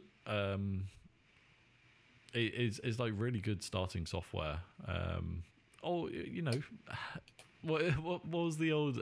There's a Mario Kart. There's a Mario song creator or something like that. Or there's a Mario-based DAW. Yeah, or something. Yeah, I love that. That's my favorite. That's my jam. Even if you're using that, as long as you're putting out decent music, doesn't matter. Like the end product is all that counts. Doesn't matter how you get there. Yeah. Like once if you super get into your production stuff, people start having things about. Which one processes audio at a higher rate or a better rate or whatever. But that, like, for the vast majority of people that are outside like high-end music production, it's not really going to matter. So yeah, my opinion is whatever you can afford without bankrupting yourself, and whatever is going to be like your focus. Like if you're going for live, then picking up something like Pro Tools isn't the right course for you. So yeah, that's my 2 cents on it. I know you're a FL Studio fan, CN. Yes, I've always been using it ever since I was itty bitty tiny person, and I don't know. I really kind of struggled with it at first. Then I watched like I don't know, a very small amount of a tutorial, and that was all I really needed. And I'm still learning about it more and more every single day that I use it. But I've never used any other DAW. I've tried to, but I couldn't. I was not satisfied with anything that I made in anything else. So I'm just, I don't know. When I open FL Studio, it's like being back home. You know, Yeah. you get that nostalgia, those feelings of like, all right, this is where I'm supposed to be. So I would try, but yeah, I only did FL Studio, so I'm not very good at recommending other things than that. I'll tell you what, like one of the cool things I found about, as you said, like going back to FL Studios, like going back home, like you're super familiar with it. That is one of the biggest problems with learning new music software, is because they change the names of things and they change the keyboard shortcuts. Like every software has their own set. Yeah. Which is super frustrating. But yeah. And I don't want to call out Pro Tools here, but every time Pro Tools has updated since I've owned it, they change the key commands every time, and it's the most frustrating thing, because I have to learn entirely new keyboard shortcuts every time they release an update, and it's the worst. It is the absolute worst. So I'm just gonna change. Well, one good thing I will also say, in terms of starting out with a software, like if you're a beginner and you're starting out with a particular software, is in this day and age, not only are there a lot of really great tutorials on YouTube or online in general, most people in the community will have experimented with a DAW at least once, because trial versions are available. So if you are in the community and you have a good group of friends, and maybe one of your friends uses FL Studio or uses something or other to mix their songs or even make their own songs, don't be afraid of asking them. Hey guys, I'm looking for this particular sound, or I'm looking, how do I do this? How do I do that? And if they're a friend, they'll show it to you, unless they're mean. NA4A4A has just asked why not change the keyboard shortcuts. It's because I'm lazy. Like I just want to open the software and make music. I don't want to rebind all my keys. And true. Quite there was a point where I had I have this, which I used to have in my live DJing setup. It's just a MIDI controller with arcade buttons. It's also got 3D tilt sensor, which is awesome. So you can bind the tilt sensor to certain effects when you're in Traktor. But like I had that set up as my edit rig, and each button did a certain thing, and it was all color coded. And I just I set that up for every piece of software, and then never changed it. And so I didn't have to relearn keyboard shortcuts, because again, I'm too lazy to do it. I don't want to relearn. Like the thing is, once you get into it, is the same thing with, someone mentioned the Adobe products. The thing is, like I know all of my Adobe shortcuts now for Premiere Pro. I don't want to have to relearn that, because those are now the keyboard shortcuts that I've used for countless hours now. If I have to relearn all of that muscle memory, it's going to be so frustrating. So yeah, everyone's telling me that I shouldn't be lazy now. The thing is that, it's true. It is a huge time sink relearning like all of that muscle memory. So that's my frustration on it. It's funny. It's like when you get to, how they talk about adults saying, "Oh, you kids and your iPhones and you kids and DAWs. When I was your age, I just used a keyboard and that was it." And it's like, we are reaching that age where we are becoming those people. Don't say that. I could change the shortcuts, but I don't want to. It would take. Why can't I just give them the shortcuts like how they used to be? It's like we are becoming those. No, like this was the only reason that I was like, I will download Studio 1.4, is because it comes with preset Logic and Pro Tools shortcut maps. So I don't have to relearn key commands. Like they just import, like it has its like, here is the Logic default keyboard commands. And this is how it works with our software. I'm like, that's perfect. Like that's absolutely perfect. Like top dollar for me. Cool. So I wanted to talk about, should you record, edit, mix and master your own stuff? No. Should you do every single task yourself? No. You don't have to. I think you can, but I don't think that it's good unless you take a lot of breaks in between. Yeah. Because if you try to do that, you are so used to it. Like when you draw, you can at least listen to other music, you know? But when you're making music, that's it. You don't get to do anything else. You have to listen to your music. You have to be there. You have to be present. And there comes a time where your ears get so tired of listening to the same thing over and over and over again that you're just not hearing anything anymore. And so, yeah, of course you can, but it's just really important to at least get people to listen to what you're doing who are knowledgeable on the subject. And they're like, wow, this sounds really bad at this part, or this is really compressed here, or really, you should stop this song right now. you have some really harsh critics in your QA phase. The way I see it, and this is generally what I do, is I get a person. I normally get like 4 people to listen to my song. I get 2 people who are regular, like me, like, you know, do this full time type musicians. I get a layman who is just a friend who likes my music, and then I get somebody who is still fairly new to music but knows the gist, and I get all 4 people's opinion on a mix that I do or something. If I'm doing all the work myself, I'll be like, what do you guys think? And I show it, and each one is going to hear something different. And generally the two who are the music producers give me, you know, the general, well, you should fix this EQ, or you should do this, that, and the other. The person who's the layman's like, oh, maybe the voice is too loud. And then the person who is the kind of beginner person will say, there's something in the mix, like maybe with this instrument that's maybe not quite what I think it should be, and I don't know what it is. Maybe look at it again tomorrow when you're fresh and can listen to the mix again. And that always really helps me.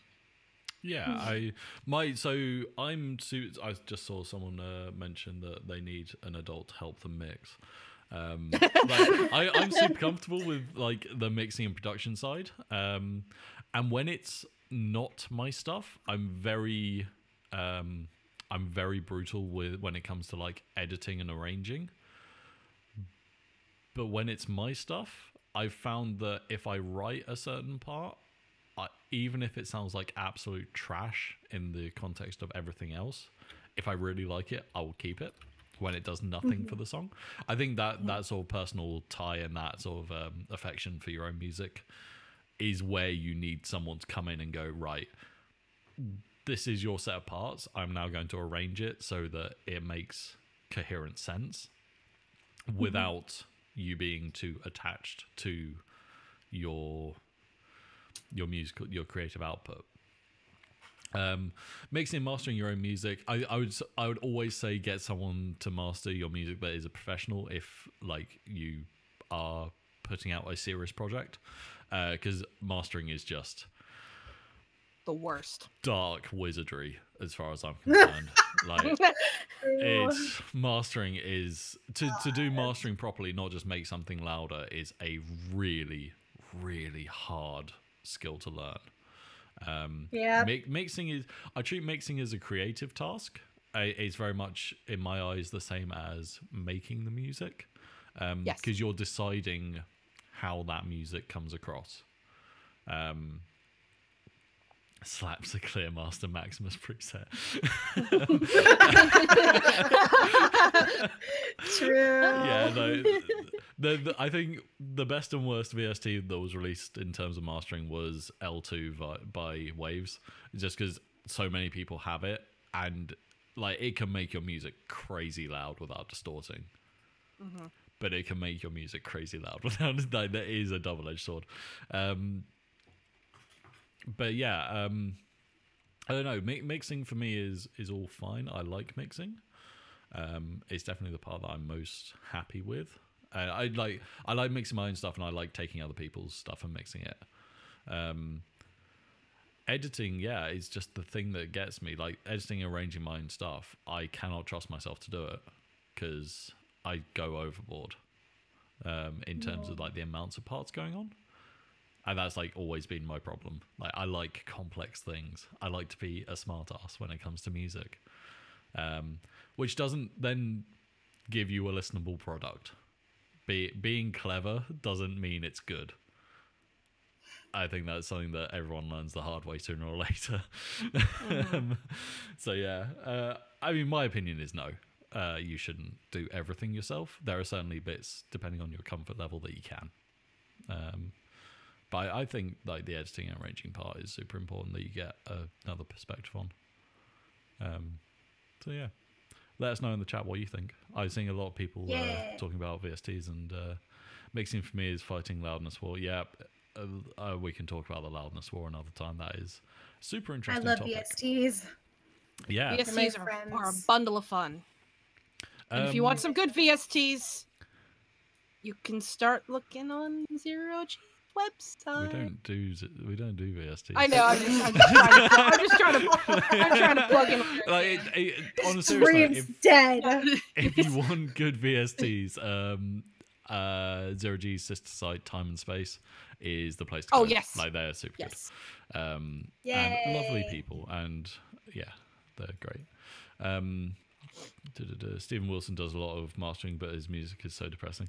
Yeah, I mean, I'm a fan of Stephen Wilson because I like miserable music, but no. Please put the end E on the end of that, Time and Space. I can't read that out loud. Yeah, Sian, what do you want to talk about in terms of tech? Oh, it's gonna be like, so my favorite Vocaloid is this, and then you're like, oh, about tech. So about tech, I like free VSTs. Those are my favorite. Yep. I like to go and find everything that I can, and then I don't know. I have like a mix of free and not free. That's what you should do. There's some really and good there's free a lot of VSTs like out mixing. Yeah, especially for like mixing. If you go and you look for some of the free VSTs, like my favorite is this one called, I can't remember the guy's last name. It's George something's W1 Limiter, I think. I love that. That one's fun. That's a good VST that I like to use. And for mixing at least. But then again, I have like a whole, I don't know. I've just learned how to make the voices from like the video game Splatoon of like the little squids. I learned how to do that. That's my contribution right there. I'll turn all of us into squids one day. Nobody can understand what we're saying. It's got to be a simpler life, right? And I've heard it's better down where it's wetter under the sea. It's like the only Disney like lyric I know off the top of my head. If you had to memorize some Disney. I could scream the opening to The Lion King into this mic, but no one's going to enjoy that. So yeah. I would enjoy that thoroughly. Me too. I would love to hear you shriek into a microphone. Next Zero G Vocaloid confirmed. Garrick screams into a microphone. Oh my god. But yeah, like I don't know, there's some really good like free VSTs out there now. I used to have like this huge bank of them. I had to do a VST cull at one point because I had so many that I couldn't find the ones I wanted. I will say, guys, if you do go on a VST scavenger hunt, do so, but be careful because out there be monsters. Because I have been the on the receiving end of one or two very easy to get rid of, but still viruses from zip files and stuff. Yeah, people are just mean. Anything you can download, anything you has the can potential download, of having a virus. Very careful with. Chevio gave me a virus once. And Chevy, How? I don't know. It was rude, but it was, How did that sound so it's mysterious? Anything out there that can be downloaded can potentially have a virus. So most of them will not, but be careful when you do so. Yeah, definitely. If that happens, tell me, because I can probably email them, because I've been talking with First Place a lot recently, and we're working on some things that I don't think I can talk about, but there's like some stuff that's coming soon. And if that's like a problem that you had, and if that's a problem that other people have, it was something that was like when Chevia was first released. It's been so long now. It's not an issue. Okay, but if that happens, let me know, because that sounds like a really big mistake. No, it's back when they used to have their download on a proxy site and not even on their official website. It was many eons ago. So it's a non-issue now. But I'm just saying, for the record, for people who want to go scavenger hunting, just beware. Yeah. Yeah, be careful, make sure that you are running. Make sure you're protected, kids. Because there's nothing worse than actually getting a virus on your computer. Because it will ruin your day. It really will. I'm trying to think of like some of the old free VSTs I used to use. There were some really good ones that I think you now have to pay for. I remember it might not have been free at the time. I might have paid for it, but there's a really good glitch plugin called D-Blue.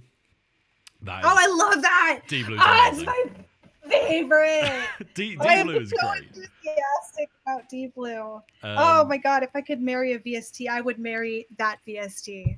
Saying. It's such a great... And the reason that I went looking for glitch plugins was because I really like the song Session by Linkin Park, which is just like this 2-minute instrumental piece on Meteora. Yeah. Like the drum glitching in that is just sublime. It's an amazing track. And then that sort of got me into IDM later on. But like D-Blue is an amazing... I think you have to pay for it now, though. I have a feeling it's paid for. They have a free version, and then when you have to pay for it, yeah. Well, I don't think it's like super expensive, though. I think it's like reasonably cheap as VSTs go. Yeah, D-Blue's great. So if you need any like... if you need any glitch stuff, then D-Blue is wholly recommended. Or iZotope do one called... it's about 50 euros, I guess. That's not too bad. I'm gonna have to. I used the iZotope one in the performance piece I did a while ago, and now I can't remember what the name is, which is really awful. iZotope do one as well. Goodness. And if you, one thing I think a lot of people will have trouble with is if they want to make a certain style of music, where a lot of people ask me, oh, how do you make your pianos or stuff? Because back before I had FL Studio and was Mixcraft, which wasn't that long ago, everything I was making sounded more traditional rather than me trying to sound electronic. And it does come to what style you want to make. But if you guys do want to make more traditional sounding instruments or instrumentals and stuff, there's some really great VSTs out there, one of which is a free one that I still use to this day, and people are going to laugh because I'm sure many people recognize the name of this one. It's called Revitar, and it's an acoustic guitar one. And if you've ever heard any of my rock songs, that is me using Revitar, which is an acoustic guitar free VSTi, and then just putting filters over it to make it sound like an electric, rock guitar. Super easy to do, and don't have to pay a cent to make fairly decent guitars. Yeah, a lot of people are saying stutter edit in the chat, and that is exactly it. So iZotope stutter edit is it's really good for live performance. It's an absolute... Well, I found it a pain in the ass to set up originally, but it's amazing for live performance and live glitch stuff. Yeah, that's really good. So recommend that. There was one that I came across. I'm just trying to remember what I was using it for. Oh yeah, like Contact Player is a free sampler. Like you'll have to buy the libraries for it, but like Contact Player is a great free sampler. That's really good. how much longer is the podcast? We have like one more topic to go through, which I think we'll do a Q&A in a second. I think we're probably going to run like 3 hours total, but so like this will all be up after the podcast, and we'll do I'll edit down an audio version later on, and the video will stay up. So if you guys like have stuff to do, or I don't want you to go, please don't go. But yeah, if you've got appointments and stuff, like don't hang on for us. Reactor, Guitar Rig Player, yeah, these are all really cool plugins. Yeah, cool. Should we do some Q&A quickly, and then we'll move on to music talk? We shall do some Q&A. Yes. There was one I got from somebody about VSTs, and they were wanted to know, are there any jazz or steampunk themed VSTs that we could recommend? I spotted that. So, in terms of like jazz VSTs, most of the jazziness comes from your writing. Yeah. Unless you're going to use like loop libraries or like riff VSTs, it's going to come a lot from your writing. So learning jazz theory is probably the best place to start. But in terms of like horns VSTs, there are some really good, like you can pretty much co-opt any like orchestral woodwind bank. Even using your built-in DAWs are a good start. It'll take a bit more programming to make them sound real, but yeah, it's a way to start without spending money. If you want a good piano one, there is one, and it does have a free trial version that you can download, and I would definitely recommend buying it. I ended up buying it. It's my favorite thing. I use a VST called True Pianos. I love that. It has just so many plug-in presets. You can move the velocity, you can make the room bigger, you can do all of these things with it. It is the only piano VSTi that I use. Fantastic. It's worth every penny. Yeah. So there's also a question from Zephyr. I know he's just left, but he had a question. This is going back to the previous topic from earlier. Do you believe that the best way to plan a voice bank for a specific genre is to talk with experts within it? Specifically, rap would be artists. Specifically, rap would be artists and producers and mixers and stuff. Yeah, I think you have to have the right expertise. It isn't just for voice banks; it's for any musical software. Absolutely. Like you have to have the right expertise and knowledge going in. There is no point me making a trap library or a trap instrument because it's just not my wheelhouse. And anything that I did put out would be subpar. It just wouldn't be worth the. No one would want to use it. Is the end of it because like there will be better options out there. So yeah, it's super important to talk to people either working in that genre or experts that have the knowledge there. Yes is the answer. In short. I did see a really good question and I wanted to answer it. What was it? My Twitter keeps reorganizing the go to latest and then just that's what I do. Yeah, that's good. That's a good idea. I had it on top for some reason. Make podcasts a more Garrick friendly hour, please. Thank you. We probably will do that for next time. Press F. This was this was very much a feeler. Yeah. We'll be doing a couple of times before we pin down a regular one. But as long as you guys are enjoying it, we will keep making episodes. What's everyone's favorite free vocal plugin? I have a favorite vocal plugin, but it's not free. I very much like the Nectar Suite by Isotope. You do have to pay for it, but it is phenomenal. I couldn't recommend it anymore, to be honest. With treating vocals, the best trick I've learned is just utilizing delays and reverbs very sparingly to make them sit properly. And compression to make them sit properly. because you can treat a vocal as much as you like, and if it's not singing properly in the mix, it's not a worthwhile vocal, because it's such an important part. That's my answer. So Isotope, Nectar, if you want a super good one, but you can do some great stuff with free with your stock VSTs. I like Newtone. Newtone, you said? Yeah, you have to buy it also, but it's kind of like Melodyne, except for it's like but for not expensive, and it works basically the same. I personally like it a lot more. I don't know if it's better, but it's one of the ones you can get with FL Studio, and it just gets the job done. It does what I need it to do. Someone just mentioned Nectar Elements, which is like the cut down version. The Elements series in Isotope are great, and they're super affordable. I completely forgot Elements existed. Sorry, yeah, go on, Aki. I was going to say, I haven't really used a lot of VST effect plugins except for one, and I used it on Mixcraft, and I should be using it in FL Studio as well, just because I know it so well, and it's called Tall Reverb 3. And I'll write it in the chat so that you guys can look it up if you want to. It's spelled TAL dash.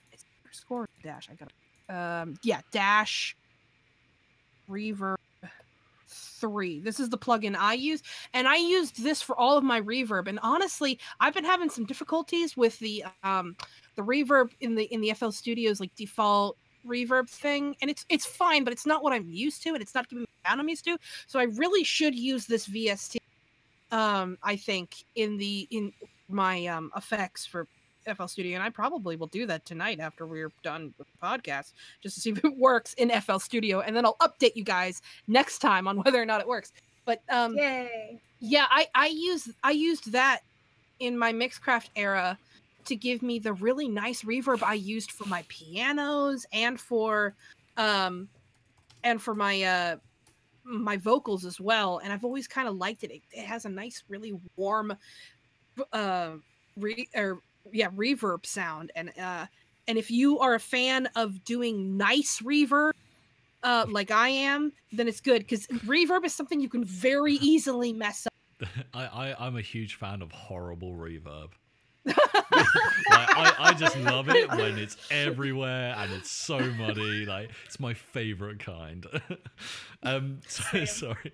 A couple of answers in chat. Baggage Lizard says there's Garatan Jazz, but it's a bit aged. That's a cool music library. There's also Project Sam Swing and Swing More. They're both two like jazz libraries. They're kind of on like the jazz soundtrack end of stuff, like for I think film noir kind of jazz club soundtracks you'd see in films. But Swing and Swing More are both really good. Will this stream be available to watch later? Yes, we'll be keeping this up on the channel, and I'll be editing this down to a more bite-sized version, audio-wise. Probably not including the Q&As. We'll probably just cover the talking points. I see. How is the process of learning software and developing music as a job in the beginning? Like, how hard was it to do? I mean, you guys are probably the best, most qualified to talk about that. CN, you've been doing this longer than I have. How is it? This is your moment. Okay. All right. So. Okay. All right. Let me. Can you link me to the tweet just so I can? Yes. Thank you. I just want to make sure that I'm getting everything right when I tell. Here. Bloop. There you go. Boom. Thank you. Oh, that's Amber. Hi, Amber. Okay. Sorry. Just before you go, Plugin Boutique. Yeah, they're doing a sale. Time and Space doing a sale. Like there are constant VST sales going on, guys. You just have to signing up to newsletters is the best way to keep track of that kind of stuff. I just saw another one really quickly. Okay. Screw voice banks, Nectar Elements. Yeah, no, that's it. Sorry, carry on, Cian. Okay. So the process of learning software and developing music as a job in the beginning. Okay, so it was really hard.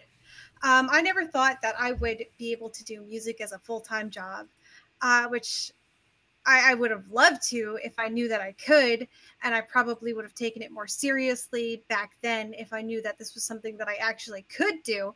But, you know, when I was younger and just starting out with music, YouTube wasn't the same as it is now, and overseas interactions with Vocaloid users were not as common as they are now.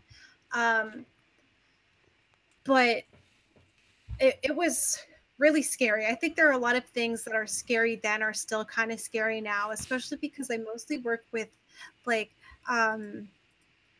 overseas Vocaloid companies. I mean, not overseas, excuse me, Japanese rather than overseas. And it's kind of hard with like the language barrier and having to figure out things that they want you to do with rather than getting the specifics.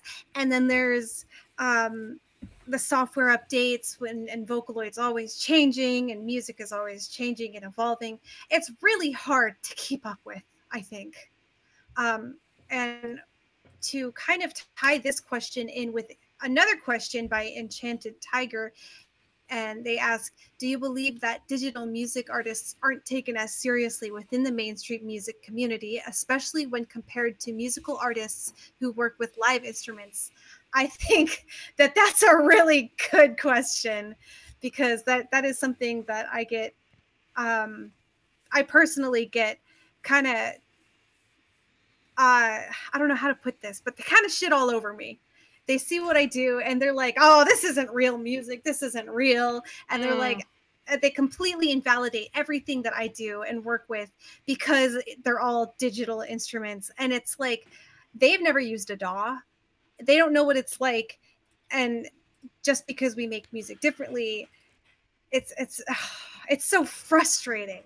Yeah. I'll also chip into this. Like, a lot of people who consume music as like just a casual music consumer that aren't into production, aren't into making their own music, are not aware of the amount of technicality that now goes into a studio album. Like even like rock bands, I'm big into my metal and my prog stuff. Even those are using like VSTs and they're doing sampled instruments on occasion, and they'll like replace drum hits with computer drums either to beef them up or because there was a misstep in one of the takes, or you know, whatever. Like there's a huge amount of computer production that goes into making a record now, and I don't think a lot of people realize how much it is. There are still a lot of bands that go and like they just do their instruments and they nail it and the record's amazing. There is a band, one of my colleagues is in a band called Haunt the Woods, that are just doing their studio plug. Hello Jack, you're probably listening at some point. But so they're just doing their album at the moment and they're using nothing sampled. They're doing like purist analog work. And that's really cool, but for like your modern production, super clean, especially pop production, so much like programming goes into it, and so many like sample-based instruments are involved. With the stuff like digital music, I think it's become way less. I think it's become less snobbish in the general community, like because EDM has taken off so hard, and then hip hop has taken off so has become so big in like the charts. I don't think people are that snobby about it. If we'd done this like maybe 10 years ago, I think the answers would be very different. I don't think people are as bad anymore. But the thing is, as a music creator, you're always going to think about the people who send you negative feedback more than the people who send you positive feedback. Absolutely. And especially if it's something that you're not like self-conscious about, but it's something you're aware of. If you're not like a traditional instrument player, it can be something that does grate on you. You know, to someone say you're not a musician because you don't play a physical instrument. Like, it's a horrible thing to say to someone. Oh my gosh, because, sorry. My cat just startled me. It's a horrible thing to say to someone, because if they're putting out music, then they've got to have some kind of knowledge and expertise for it, or some awareness of it. But yeah, I think the answer would have been a lot different 10 years ago. I think there's more of a blurred line now. Yeah. Someone also said best way to make trumpets sound realistic and stuff. If you want a realistic trumpet, go and find a trumpet player. Like, speaking of it, so trumpets are impossible. It's not a great answer, but like woodwind and brass. Brass you can get away with a little bit more, but like woodwind and brass, if you want a good sound, go and find a good player. And it might cost you a couple of quid or you know, a coffee or a beer or something to get them to do it. But like there is the one thing that stands out over everything else. There is an Ollie Murs song from ages ago now. I can't remember what the name is, but it has like a MIDI trumpet in it, and it's the worst thing I've ever listened to. It really upsets. I like the song as well, and the trumpet line would be great if they'd gotten a proper trumpet player to play it. It is the most upsetting thing. It's probably some of the worst MIDI programming I've listened to in like a pop record. It's horrible. So I want to hear it. I'll try and find it. I'll link it to you later. But I mean, this is like so old. This is such an old record now. But like, yeah, this was, you know, he was charting at the time. So yeah, that was using samples is cheating. No, it isn't. Like, it just isn't. Sampling has been around since 1980s. No, now. It's not cheating. They're made to be used. Yeah, that's exactly it. Stealing samples is cheating, but using samples is, you know. If you've ever used like a piano instrument, a piano VST, then that's just a sampler with a nice interface. Like, modern records use drum samplers all the time now. To replace bad drum takes. So yeah, no, not cheating. Pop equals sampler, not necessarily, but more mainstream, like more utilized, definitely. So yeah, shall we move on to music talk? Keep sending the hashtags in. Oh, someone asked how long is that discount code going to run for? I think it's running until like Monday, so use it. Yeah, nice. Run until Monday. So yeah, use it. Yeah, let's move on. Let's just talk about music in general. Not tech stuff. Not like, you know, anything specific. Should I bring my question back that I accidentally dropped early? Yeah, let's do that. For those of you who weren't here when I said this, for those of you who were here, one of the things that all of us get asked all the time is it wrong to like your own music? For instance, I have had somebody say through the grapevine, you know, if you listen to your own, the person who makes the music should never listen to their own music because that's narcissistic. To which I reply with, I write music that I like in a style that I like because nobody else is writing it. So, yeah, I'm going to listen to my own music. I mean, if you bake a cake, yeah, you're going to be sharing that cake with other people, but God knows you're going to at least have a slice of the cake. Because it's cake, you know. If my music was cake, I would also eat it. Yeah. There's absolutely nothing wrong with enjoying to listen to your own music and enjoying sharing your with other people.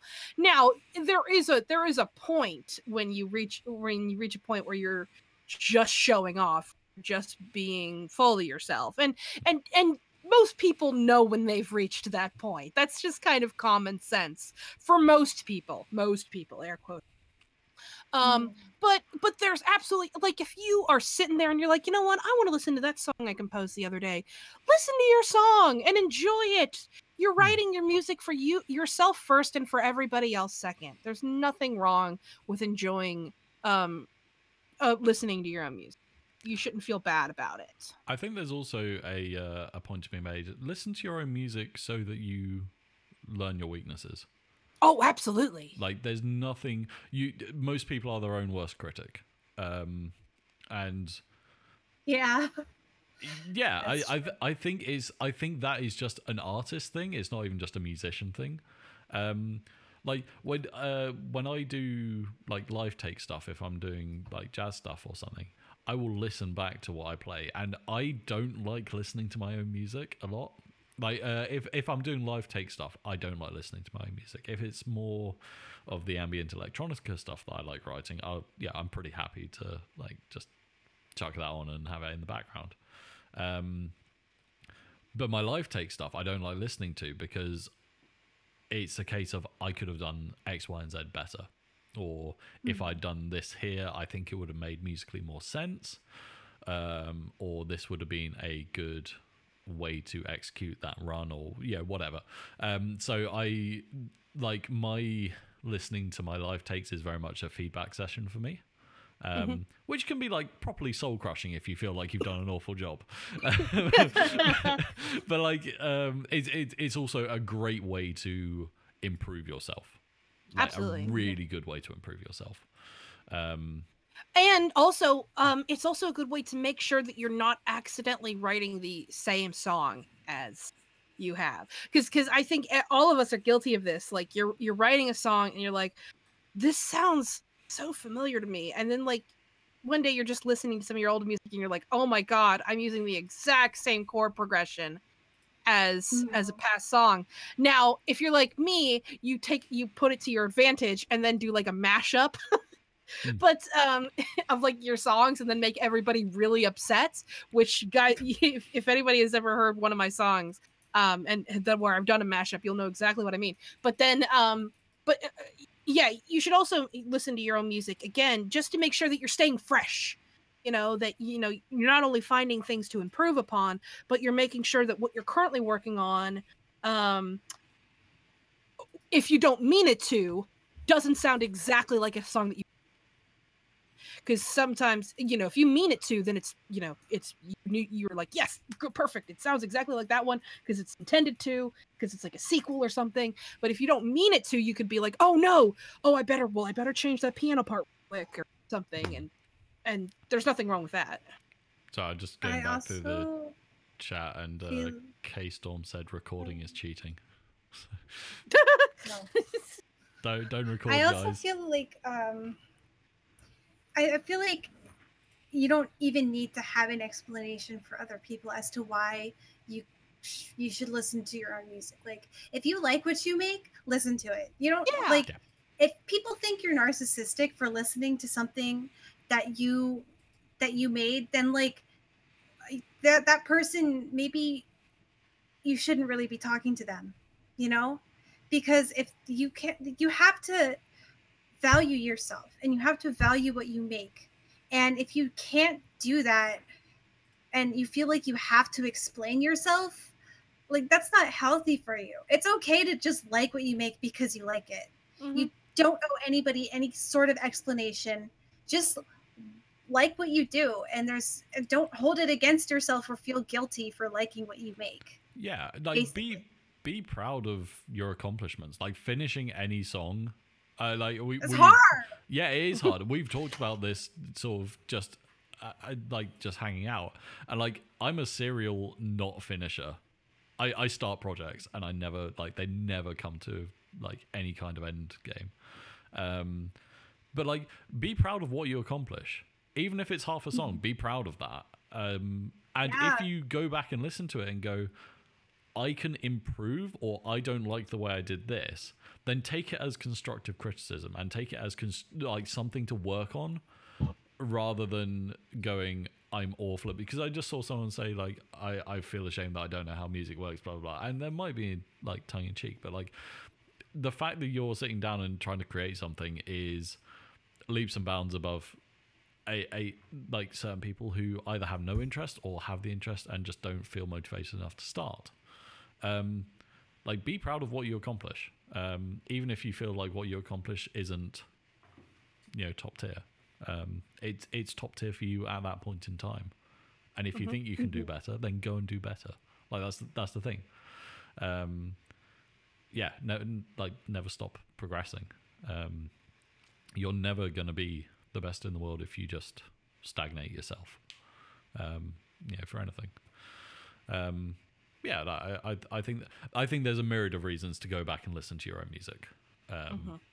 Whether it's enjoyment or whether it's constructive sort of feedback for yourself, like there are so many reasons to do it, and do it regularly. Like I don't see anything wrong with it. Has interest but don't have motivation to start. Just get Reaper, free download, and just learn. Or you're the only one who can control that. You are the only one who can motivate yourself. Yeah, that's you it. gotta just do it. Don't let your dreams be dreams. Oh God, I was waiting for it to happen. There it is. I was like, who's gonna be the one to bring it up? I have a fantastic. There's a group I'm part of, which is "Don't Let Your Memes Be Dreams," which is top tier. Nice. But yeah, like as I said, we'll wrap up that question. Like, go and listen to your own music. There is nothing wrong with it. Yeah, do it and like it. Yeah, do it and like it. But also remember that not everyone necessarily likes your music. So like. It is not an excuse for you to go out in public with a huge speaker system and just blast your own stuff down the street. Go out to like the crushes and have a boombox above your head. Like Stella! I mean, you can. I'm not necessarily condoning that you do No, it. I'm not condoning it either. Good morning, San Antonio. That'd be fun. Right. Yes. Cian, I've got your question down here. Do you remember what your question was? Huh? Do you remember what your music question was? I'm calling you out for potentially not having notes in front of you. What my music question was? Are we answering other people's questions? No, your subject. Your subject. Oh, my for subject? The music. Yeah. Oh, didn't we have... Okay, we had like a variety of subjects. We did. We weren't supposed to talk about VSTs, but we did. Yeah, I wasn't going to bring that up. and then we were like, we were going to talk about music that we were interested in. Because what I wanted to do was I wanted to listen to like make us go out there and listen to new music that we like and share it with the world and like try and listening to new things. And I think that's what I'm supposed to I have it down here as music theory. Do you need to learn it? Oh. But like, we'll talk about music we're listening to as well later. Like, I think. Okay, yeah, music theory. All right. So this kind of ties in with one of the questions that we got earlier about making music with virtual instruments and stuff, and if it's real music or if it's not. And honestly, I think that I don't like music theory people who push it on you because they're like everybody learns differently. If you go to school and everybody has to learn the same way, there's going to be people who can't learn the same way as everybody else. And I was one of those people who couldn't learn the same way as everybody else. So I was always failing all my classes and I couldn't do this and I couldn't do that, but I could do music and I could do it completely from my ear. When I was very little, I think I was like 7, I went to one of my dad's friend's house after church or something. My dad showed me a piano for the first time that I got to like use up close and personal. And I played Mary Had a Little Lamb, and I'd never ever touched or seen a piano in real life before at that point. And I played it, and my dad was like, yeet, and he got me a piano. Wait, did he actually yeet your music? Like, did that music exit the window? Like, that's what I need to know. He was so proud of this little tiny song that I played that he bought me a piano for my birthday. I don't know how he could afford it, but he was like, so you clearly have the music gene, because he was still really big into playing guitar at the time. And he got me this piano. It was like a little electric one, but I played it and I listened to songs and I would play them by ear until I eventually got into making my own music. And he was like, I always felt like you had that music thing that you could do. Now, I love my dad, but he is tone deaf. Yeah, mine is as well, actually. Yeah. For his life, and he read notes, he learned all of these things, but he saw how easily it came to me without these tools. And I think that music theory is a tool that people can use. I think that it's a person by person basis on whether you decide or not to look into music theory. If you can play things by ear, you could learn it to see what else there is, but at the same time, I think it's really wrong that people shame other people for not having formally studied music theory, you know? Yeah. And I think that each and every individual person has their own way to learn. And just like with making music in a DAW, and you have to, it's all real music, all of it. And it's not fair to say otherwise because it's wrong. Yeah. See, it's I come from a very almost an opposite, but not really an opposite thing, where my grandfather played piano, was well known for being a piano player, never learned to read a one piece of music in his life. Could not do it. Learned to play completely by ear or completely by just his hands on the piano. Never learned to read a note of music. Now, when I got into middle school, I started taking piano lessons at the school as a way. It was very much a mental health thing. I was getting better from a crippling depression, and music was really helping me out, and I decided I wanted to learn piano. And so I was trained in piano, but my hands were never fast enough, but I loved piano. And I, having taken piano, I did learn the ground basis, like the very, very stepping stones of music theory. But even then, I took what I had learned and then just worked with it to fit my what would end up being my own writing style. And so, it very much, don't, I like to say, if you can learn like the foundations of music theory, if you want to, no pressure, but if you can, it will help you later on as you develop. But it is certainly not necessary if you are either already starting to learn your ways around music, more so than necessarily doing music theory. I recommend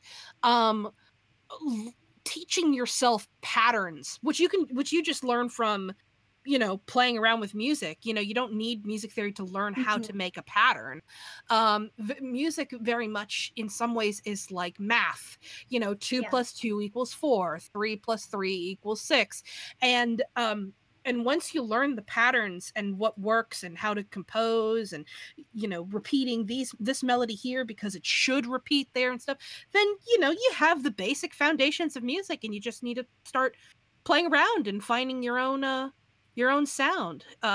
There's, I am of the school of where I would recommend music theory, but certainly if you don't want to learn it, it's not necessary. You can, and I would never shame, like if somebody came up to me and was like, I'm glad that you recommended it, but it just doesn't work for me. I'd be like, good, you found your way. You don't need me to tell you what to do, because it's prodigies don't learn music theory until after they've already been established as a prodigy. Yeah. Exactly. Artists don't need to learn color theory to draw.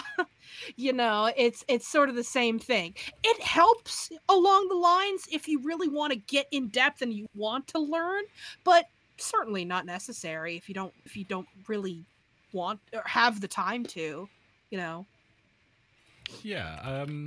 With music theory, there's two. I've heard two approaches to describing it. One is, this is how music should be done, and the other is, this is how music works. This is how music should be done is a very, I think, narrow way of looking at it.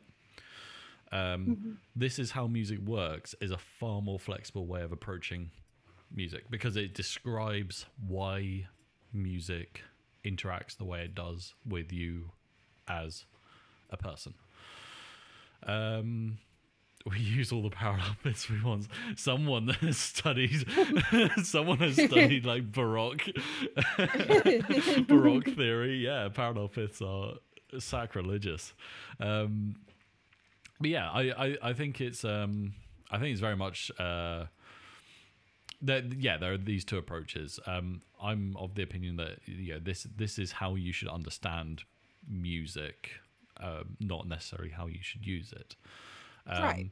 Theory is a great tool to learn that gives you options when creating, because you can easily hit like this creative barrier and just not know where to go.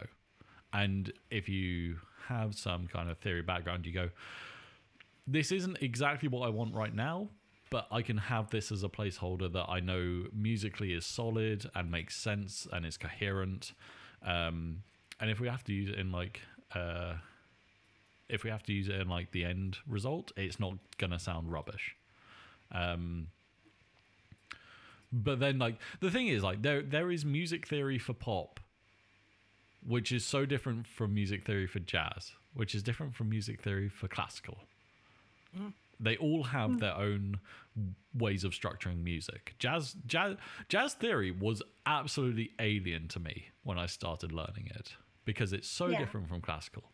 And that's why I think it's best to approach theory as a way to understand how music interacts with you, rather than this is the way you build music. It's a set of rules that show you how it interacts, which you can then push the boundaries of. I think it's a great tool to learn about if you're interested. Also, learn what you're interested about in music. Don't force yourself to like learn something that does not give you any benefit. Because I'm really into like the science end of music. Like scientific music theory is fascinating to me. And we were talking about this like the other day. Where it's just like, what is the slowest beats per minute? You recognize? It's about 33 BPM. And any slower, your brain no longer recognizes each beat as like a cohesive series. They're separate. I tested it. It's true. Yeah, see, it's just like, oh, that is so weird. But yeah, like weird. That's the kind of thing that fascinates me. And there's a thing called musical fractals, which I told you guys about, which is like it's the idea that pitch is the same as tempo, or pitch is the same as rhythm. It's just you have to speed stuff up millions of times to then create a pitch. But like if you're into that kind of thing, there's a great YouTube channel by a guy called Adam Neely, who's fantastic, and he's absolutely fascinating and talks about that kind of sciencey stuff. But he's also a big like music theory nerd as well. And so like find the stuff you're interested in theory wise, and then start utilizing it in your music. Like, because you can learn stuff for the sake of learning stuff, but I think it's so much more satisfying if you actually implement it as well. Absolutely. So yeah, music theory, do you need to know it? No, to create music, but it gives you a whole host of options if you do choose to, dabble with it. So yeah, we'll take a few more Q&As and then we'll... Oh, wait, didn't you want to talk about your topic? Music exposure? Oh, yeah, that's right. I completely forgot that I wanted to talk about something. So my question to you guys, should you listen to music that you don't like? As sort of a easy answer. We'll move on. That's it. Yes. Should you force yourself to listen to music that's outside of like your sphere of comfort? Yes. Even though it's painful, yes, Dad. I did see someone say, I saw someone in the chat earlier say Daddy Zero G. I was like, I'm not acknowledging this. I can't deal with this right now. No, I don't say that in a naughty way. I say that's like what, you know, it's like should you have done that? No. Yeah. Yes. It's like but no, you totally should though. Yeah. You really should, even though it can hurt. Is there a thing where you can't hear a note being replicated but not tone deafness? I have also rip stream. Oh, is the stream gone now? Has it? Oh. Has it gone down? Is it? Mine's still live.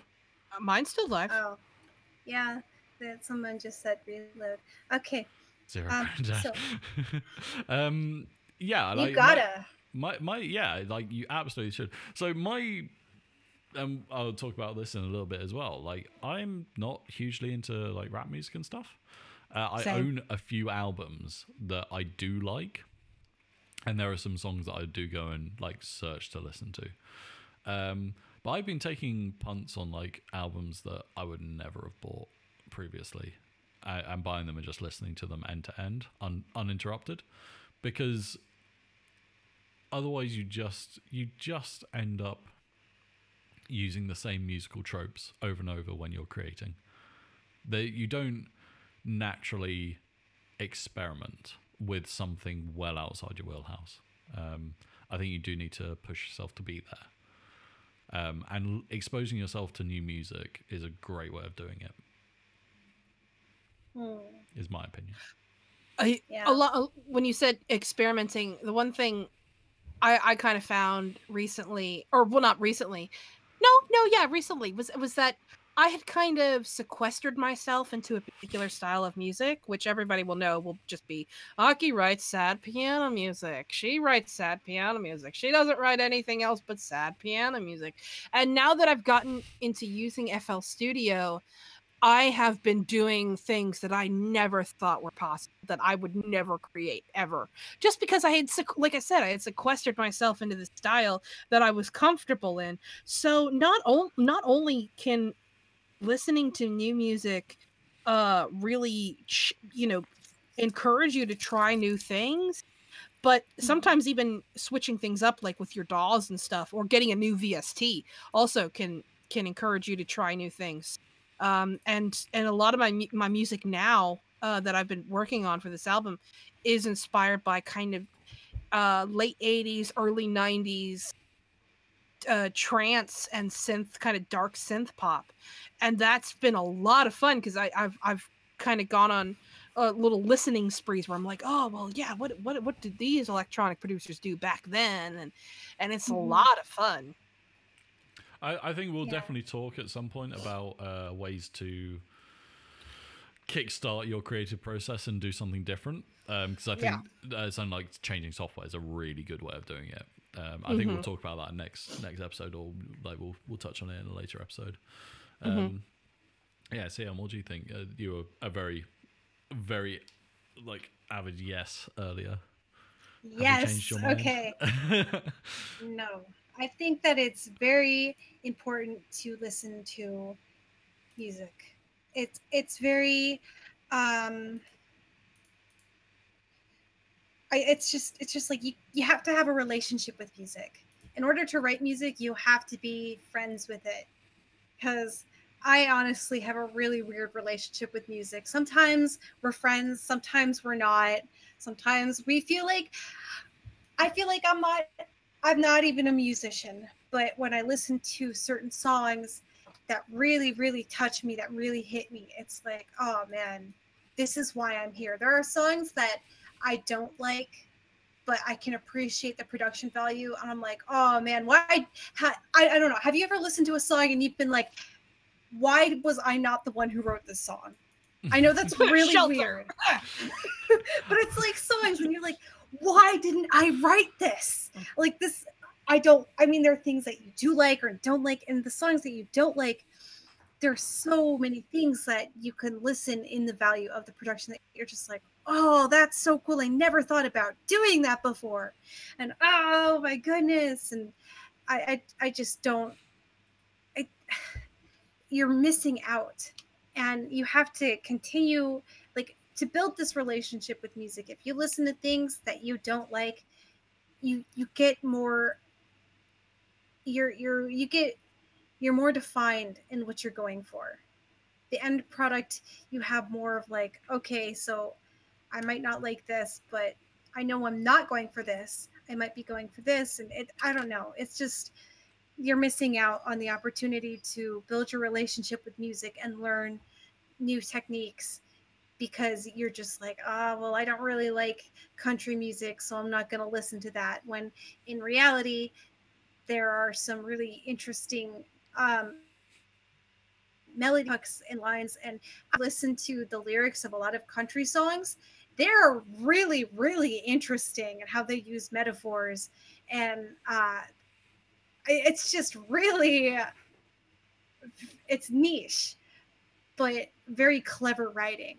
And with rap music, when you listen to it and you hear all of these, it's the same thing. It's the writing is so clever, but because of a bias you may have, you don't get exposed to that, these new, fresh ideas. And that can be really detrimental to the health of your music, because you don't give other things a chance. And even if you don't like it, you still gave it a chance, and you'll benefit from that. Yeah, that's just my onion. I think also, like, everyone's had that moment where they turn around to a friend and go, you know what, I really don't like this genre, but this one song, like, at the moment is just my jam. Song. Like, and I think if you don't give your chance to experience that, then you miss out on what could be extremely personally relevant art for you. Exactly. It sounds a bit cliche to refer to it as art, but it is art. A lot of people hold music in this very emotional and personal space, which I think they should. It doesn't matter whether it's all the way from charts to underground, underground music genres to classical. Everything has to have something. It has to resonate on a personal level for you to enjoy it, I think. Glitch hop has a drop, country has a drop, rap has a drop, dubstep is the drop. He's not wrong, I guess. True. I along those lines, I think also when you listen to other styles of music, some people may not feel this way, but for whatever reason, listening to other styles of music has kind of helped me gain confidence in my own writing. Not necessarily because I think I can compete with some of these people, which, I don't necessarily think that, but I think, if I listen to a song that's in a genre that I have written and I'm like, oh yeah, like, I feel very confident that I'm able to capture the style to its credit, like I'm able to give credit to this genre of music and really, show that I have a dedication and can write a good piece of music in a similar style. It can be very affirming. It can give you a really good feeling to be like, yeah, I listened to this style of music. You know what? I'm going to try to write a song like this, and listening to this one and then listening to my own, I feel like I really was able to capture the spirit of this style of music, best of my abilities. And that can be a real nice feeling. When you allow yourself to experiment with different genres, not only listening, but also in attempting to compose. I remember the first time I wrote a rock song and I was like, yeah, I wrote a rock song. Am I a musician now? Am I? It's a really great feeling, because I felt that I had done the best I could that I could actually hold it up and be like, yes, I wrote a rock song. I was inspired by these musicians because they're great. And this is it. And it's a really great feeling. Yeah, I think also, like, yeah, you can draw lots of inspiration for your own work from different songs. But I think also just like realizing that there's a lot of art out there that is great, even if it's not like your wheelhouse. I don't think I think it's something that everyone suffers from, but everyone can make the generalization that I don't like this genre. When most of the time it's I don't like the most mainstream artists in this genre. Or there's an artist that I like that is mainstream, but I don't like the other mainstream artists in this genre. So I think like I think it's very easy to generalize with music as well, because there are genres that I pretty much love like through and through, but there are bands that I do not like, and just either we'll discuss like can you separate art from the artist, because I think it's a fascinating question another time. It is a fascinating question.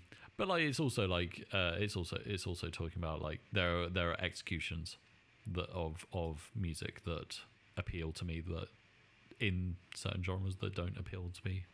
Like it comes down to the actual artist as well in their musical output. But yeah, no, I think you should absolutely listen to as much stuff as you can, even if only once. Absolutely. And we'll just do a quick chat about what music we are listening to at the moment.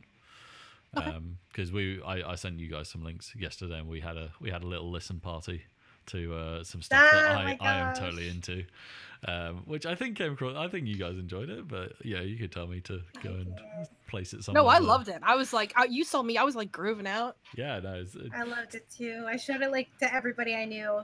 It was so good. Yes. Free. I don't know very many people. So yeah, like as I said, I've been trying to listen to as much like new stuff or stuff outside my wheelhouse as I can.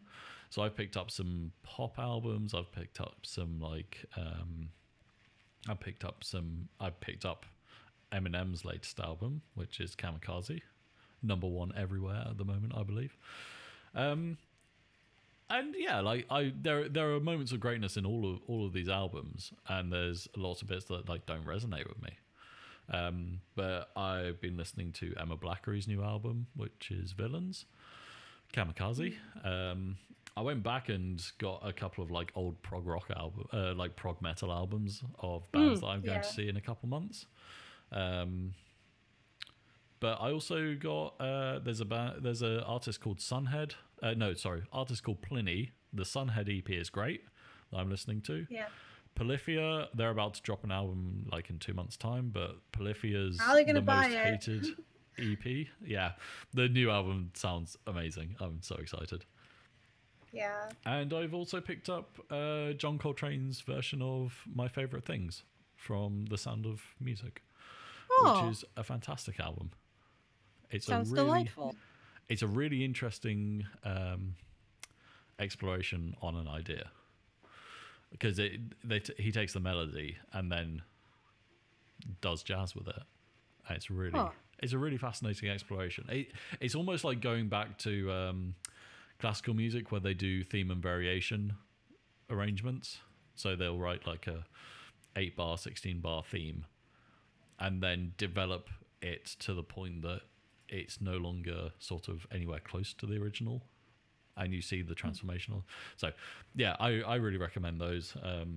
What are you guys listening to at the moment?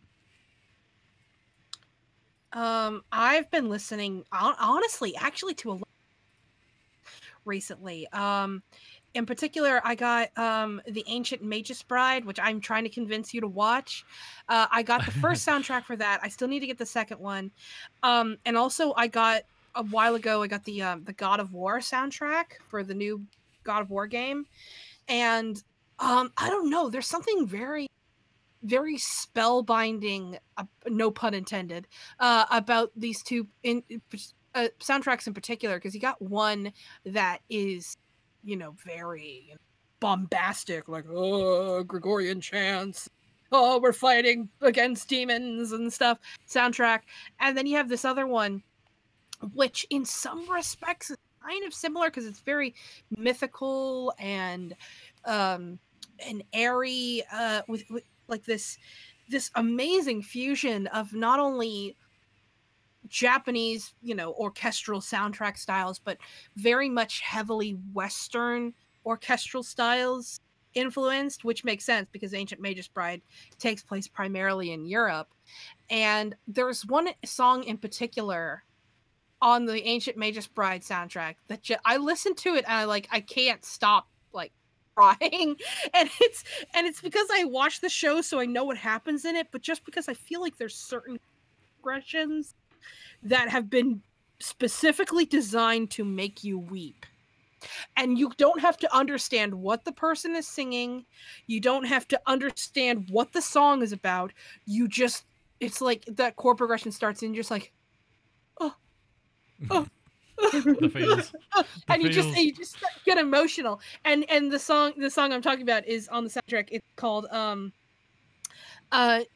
Nevin's Last Flight, I think it's what it's called. And it's a song that's played when this old dragon is dying and he has a vision of flying for the last time before he dies. Oh, that makes me want to cry already. Oh my god, it's so good. I'll share it with you. But yeah, I've been listening in particular to that track over and over.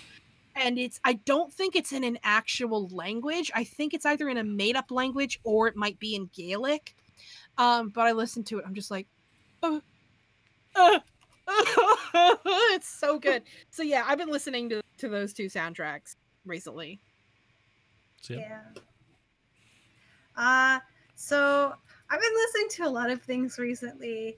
I think the one that I've been listening to the most that I was recently introduced to was, I mentioned this the other day, it's called Birthday Massacre, and it's a band that my significant other introduced me to. He was like, you should listen to this. I'm like, okay. And yes. Sorry. They're so good. They're so good. I can't play it because I'm pretty sure I will broadcast it to the entire stream. So like I can't go and listen to it right now. It's just like you feel like a vampire when you listen to it. Like all of their songs make you feel like a supernatural creature, and you're just like, all right, I am this supernatural creature now. This is my life. And oh my god, it is so good. I want them to do an opening for an anime. It would be the great. It doesn't. The anime could be absolute garbage, and it would still be good because they would have opened the opening themes. Do you guys remember when Death Note went from like the first half of the season to the second half of the season, and the intro music went from like rock to face melting? You're like, yeah, no, like it was so terrifying when I first changed episodes. It was like it went from like, oh yeah, I can get behind the soundtrack to like, I'm actually afraid for my life now, and I listen like I'm into this kind of music, and it's so I'm true. Sorry, I'm just going to jump in. A lot of people talking about game soundtracks. I think we'll visit that again. I love the Halo soundtracks. Like that is my first game those are good. Game soundtrack love. I have all the like OSTs. I do regularly listen to them. Marvin in chat is repping Pliny and Intervals, two bands I highly rate. Intervals I'm like a bit more on, but Pliny's like super good. Haven't listened to Kamikaze yet. Can't find a full version. I think all the tracks are up separately now, but like I enjoyed Kamikaze, but I can understand why people aren't that hot on it. Like, yeah, like I wouldn't say it's like one of my all-time greatest favorite albums, but like I didn't not enjoy listening to it. So yeah. Yeah, keep sending us Nier Automata soundtrack. Someone enjoyed that. Oh yeah, that's a good one. Still need to get that. Yeah, keep sending us music you're listening to, because I'll probably pinch some of these. And oh, somebody said Maximum the Whore Mode. Yeah, man. Wrote one of my favorite songs from my high school career called Koi no Mega Lover. So someone's been listening to Carly Rae Jepsen for 2 years straight. Nice. But is Paper Darkfish actually your dad, Cian? Because if so, your dad's amazing. Yeah, that's my dad. Perfect.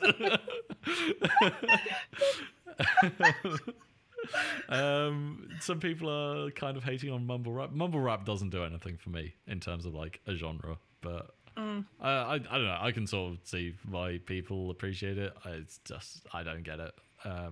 That is one of the things that like I'm yet to find an artist that I'd be into. Is that SoundCloud rap?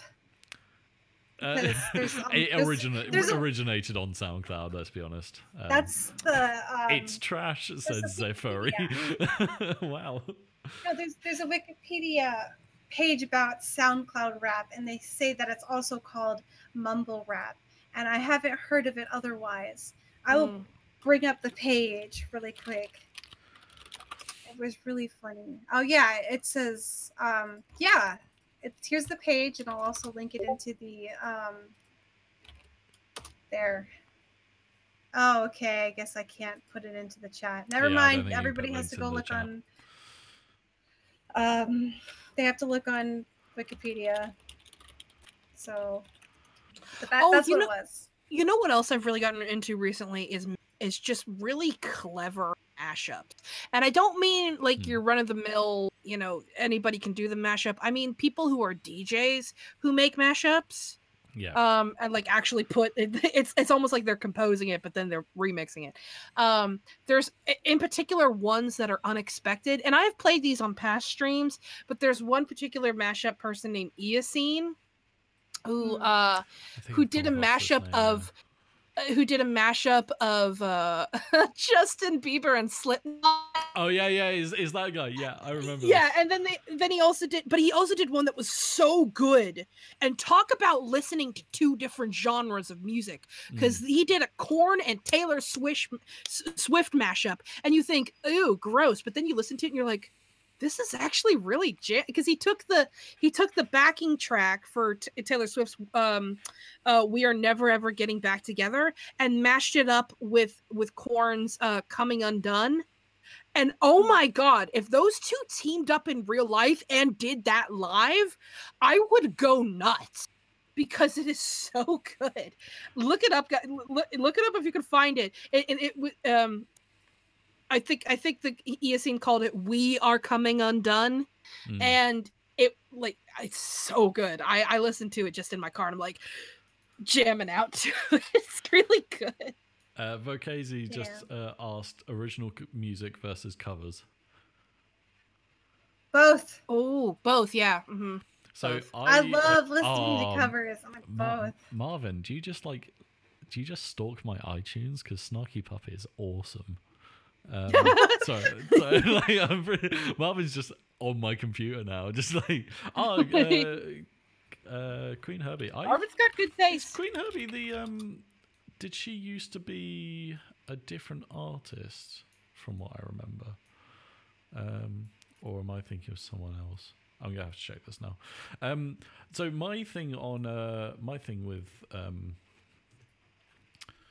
covers is Queen Herbie used to be a different artist. She was called what was she called? Carmen. Carmen. Because I came across her because she did a track with another rapper that probably one of my favorite of all time called Watsky. That's how I came across her. Potential breakup songs are better than any other song. Queen Herbie used to be Carmen. Remix versus and covers versus originals. I think that your remix or cover has to do something really unique to I would agree to be worth listening to. I know that kind of sounds snobby, but I really enjoy pop goes punk covers when they're done well. You can do really generic ones, which I'm not so fussed on, but there are some really good pop goes punk covers, and there are some really good remixes out there of where you completely. Watsky's still making music. Watsky is still releasing great music. Sorry, I feel very passionately about that.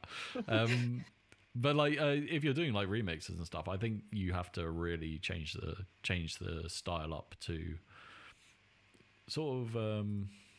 I got a great example of that. Yeah, go on. One thing I'm really big into, this is going to sound weird, but I'm really big into listening to Disney soundtracks or Disney songs in other languages and finding my favorite language. And what ends up happening is I tend to gravitate towards the language where the singer does something different with the song.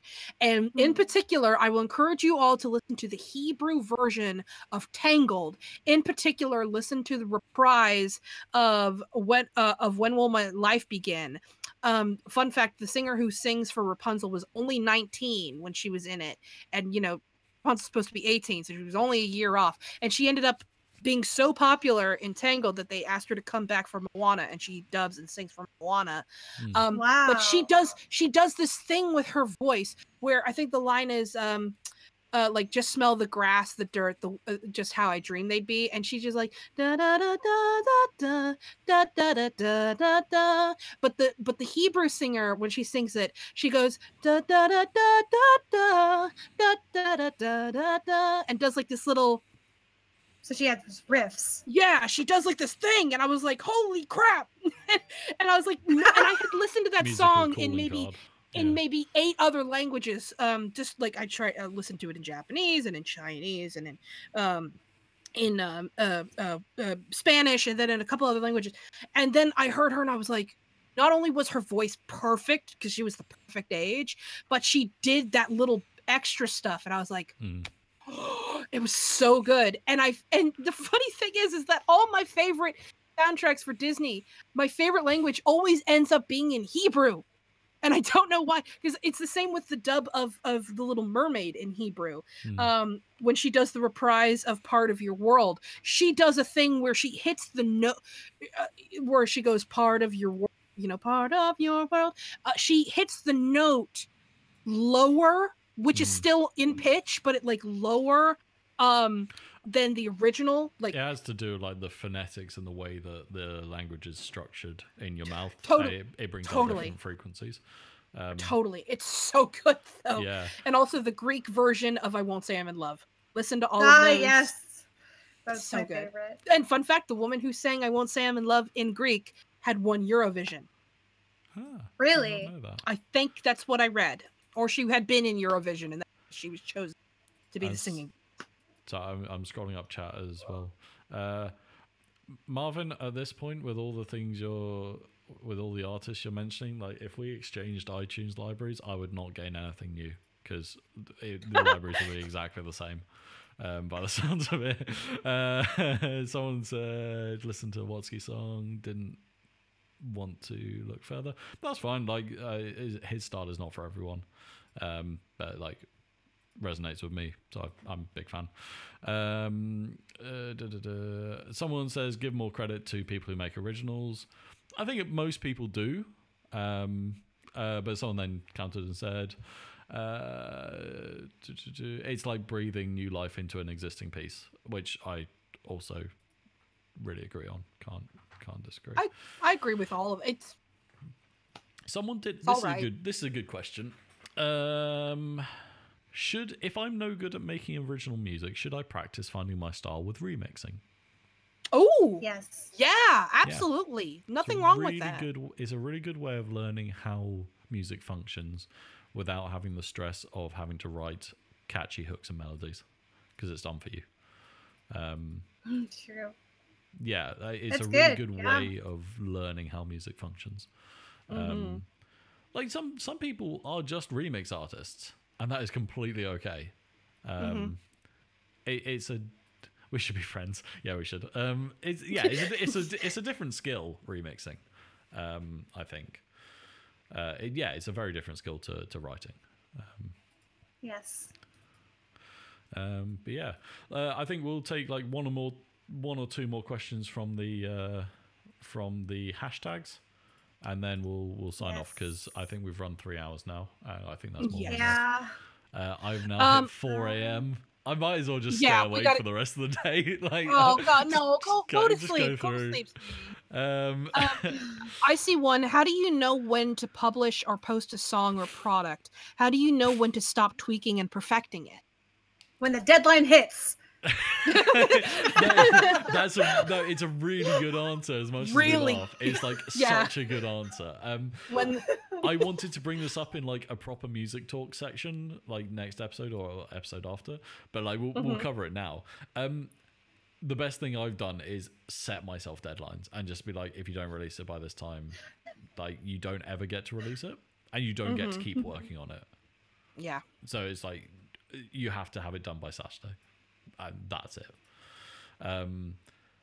Yeah, deadlines are the best motivator for anything.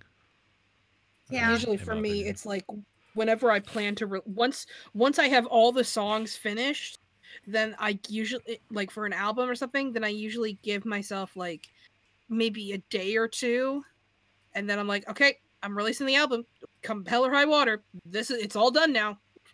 And I just kind of put my foot down. Guys, if you got questions, use the hashtag, because I'm not going to be able to read all of the text chat. Yes.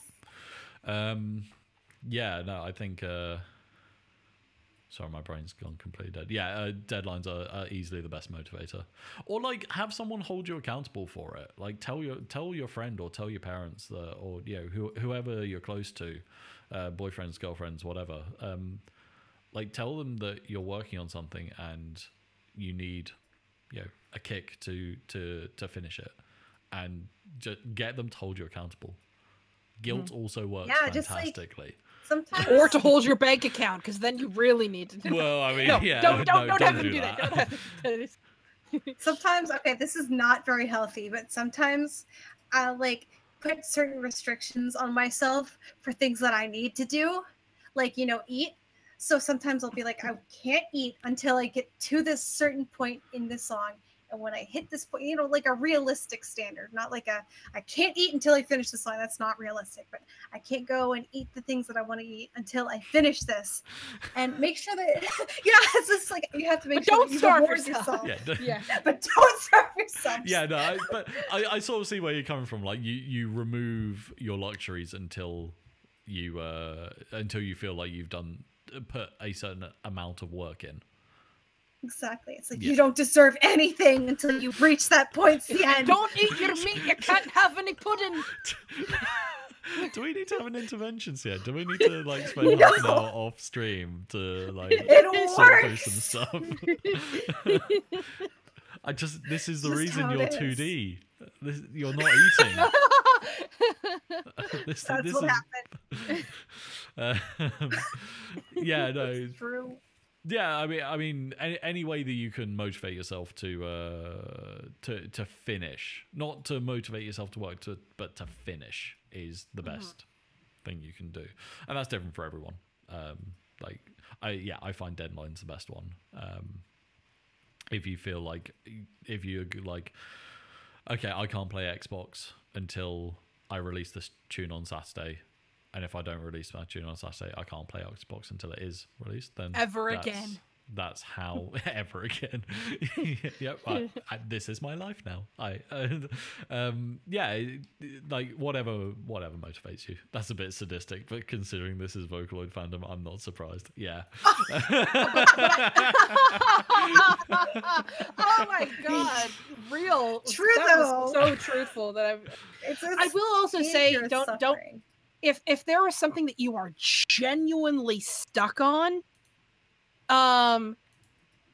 don't be afraid to move on. Like if you are like, let's say you're working on a number of different songs and there's one and you're just like, I don't know what to do with this. I literally don't know what to do with this.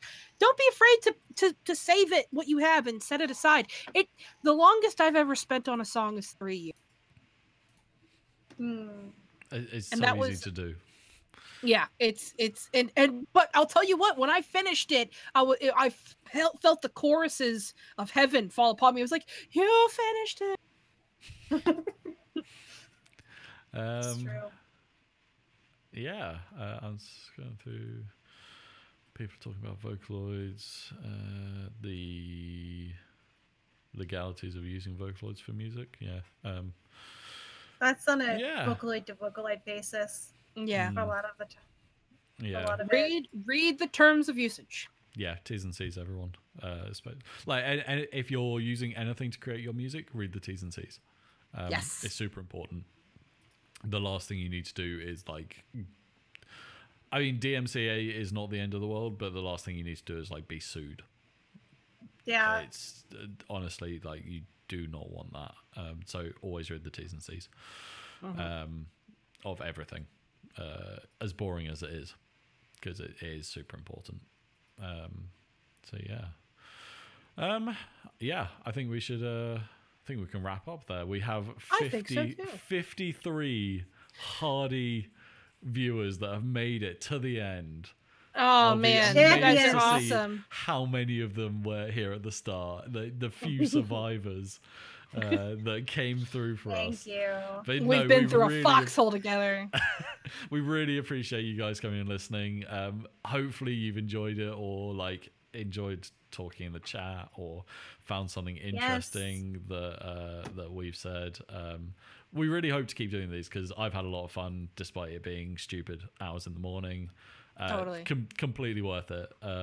Absolutely, you guys have been awesome. Thank you, both of you, CN and Aki, for joining me. It was my pleasure. Very much roped you into this. Someone's asked, when's the next one? We did have a provisional date, didn't we? We did. It was something like the 29th. The next one will be at a different time, guys. The next one will be I'm just looking. 28th of September. And it will be somewhere around 1400 or 1500 UTC. I have no idea what that time is in PDT though. It'll be like mid-afternoon UK time. I think it's going to be like around 9 or 10 a.m. my time, or maybe 11, closer to 11. It'll be like 10 in the morning. In that time. So yeah, 28th. I'll put out some notifications to everyone. Sign up to the newsletter, because like I'll ping a newsletter out to everyone with like, come and this is our podcast. Come and join. Is there going to be more people? We will have guests on at some point. The first 2 episodes we're going to do just us 3, and we're going to talk, but we do plan to have guests on. We have a list of people that we'd really like to talk to, and discuss various things ranging from Vocaloids to music production to general musicianship. There's a lot of people that I'd really like you guys to talk to, that I think you'll find very interesting. So I'm trying to catch any like quick questions that come through in regards to scheduling next time. And not everything will be about, not all the guests and not everything will be about Vocaloid guys. Remember? Yeah, no, it won't be. We'll try and bring up Vocaloids when we can, but like it will not always be sort of Vocaloid specific. We will try and cover as many topics as possible. But I think, considering the expertise we do have on panel all the time with you two, that it would be a shame not to talk about Vocaloids a reasonable amount. Yay! So yeah, 28th, sometime 2 or 3 in the afternoon UTC. Yeah. We'll put out information. John Williams confirmed. Unfortunately not. I wish. That would be an amazing interview. Will you guys give your opinions on other synths too? I don't know if that's been answered. Yeah, we can talk about synths at some point. Charlie Parker confirmed. Again, I wish. Probably not possible, let's be honest.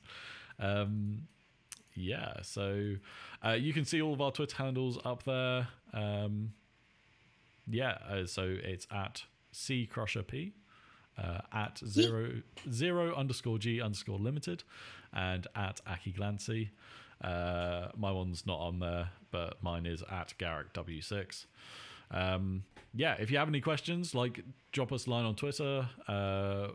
All 3 of us are reasonably active, so we'll answer if something comes up and you didn't get to ask, or you don't want to wait 2 weeks for the next one. Thank you so much for joining us. It has been an absolute pleasure. Thank you guys so much for coming to the first podcast. You guys have made this a huge success. Can't wait for the second one. Yeah, really appreciate it. So we'll sign off now, and goodbye all. Bye everybody.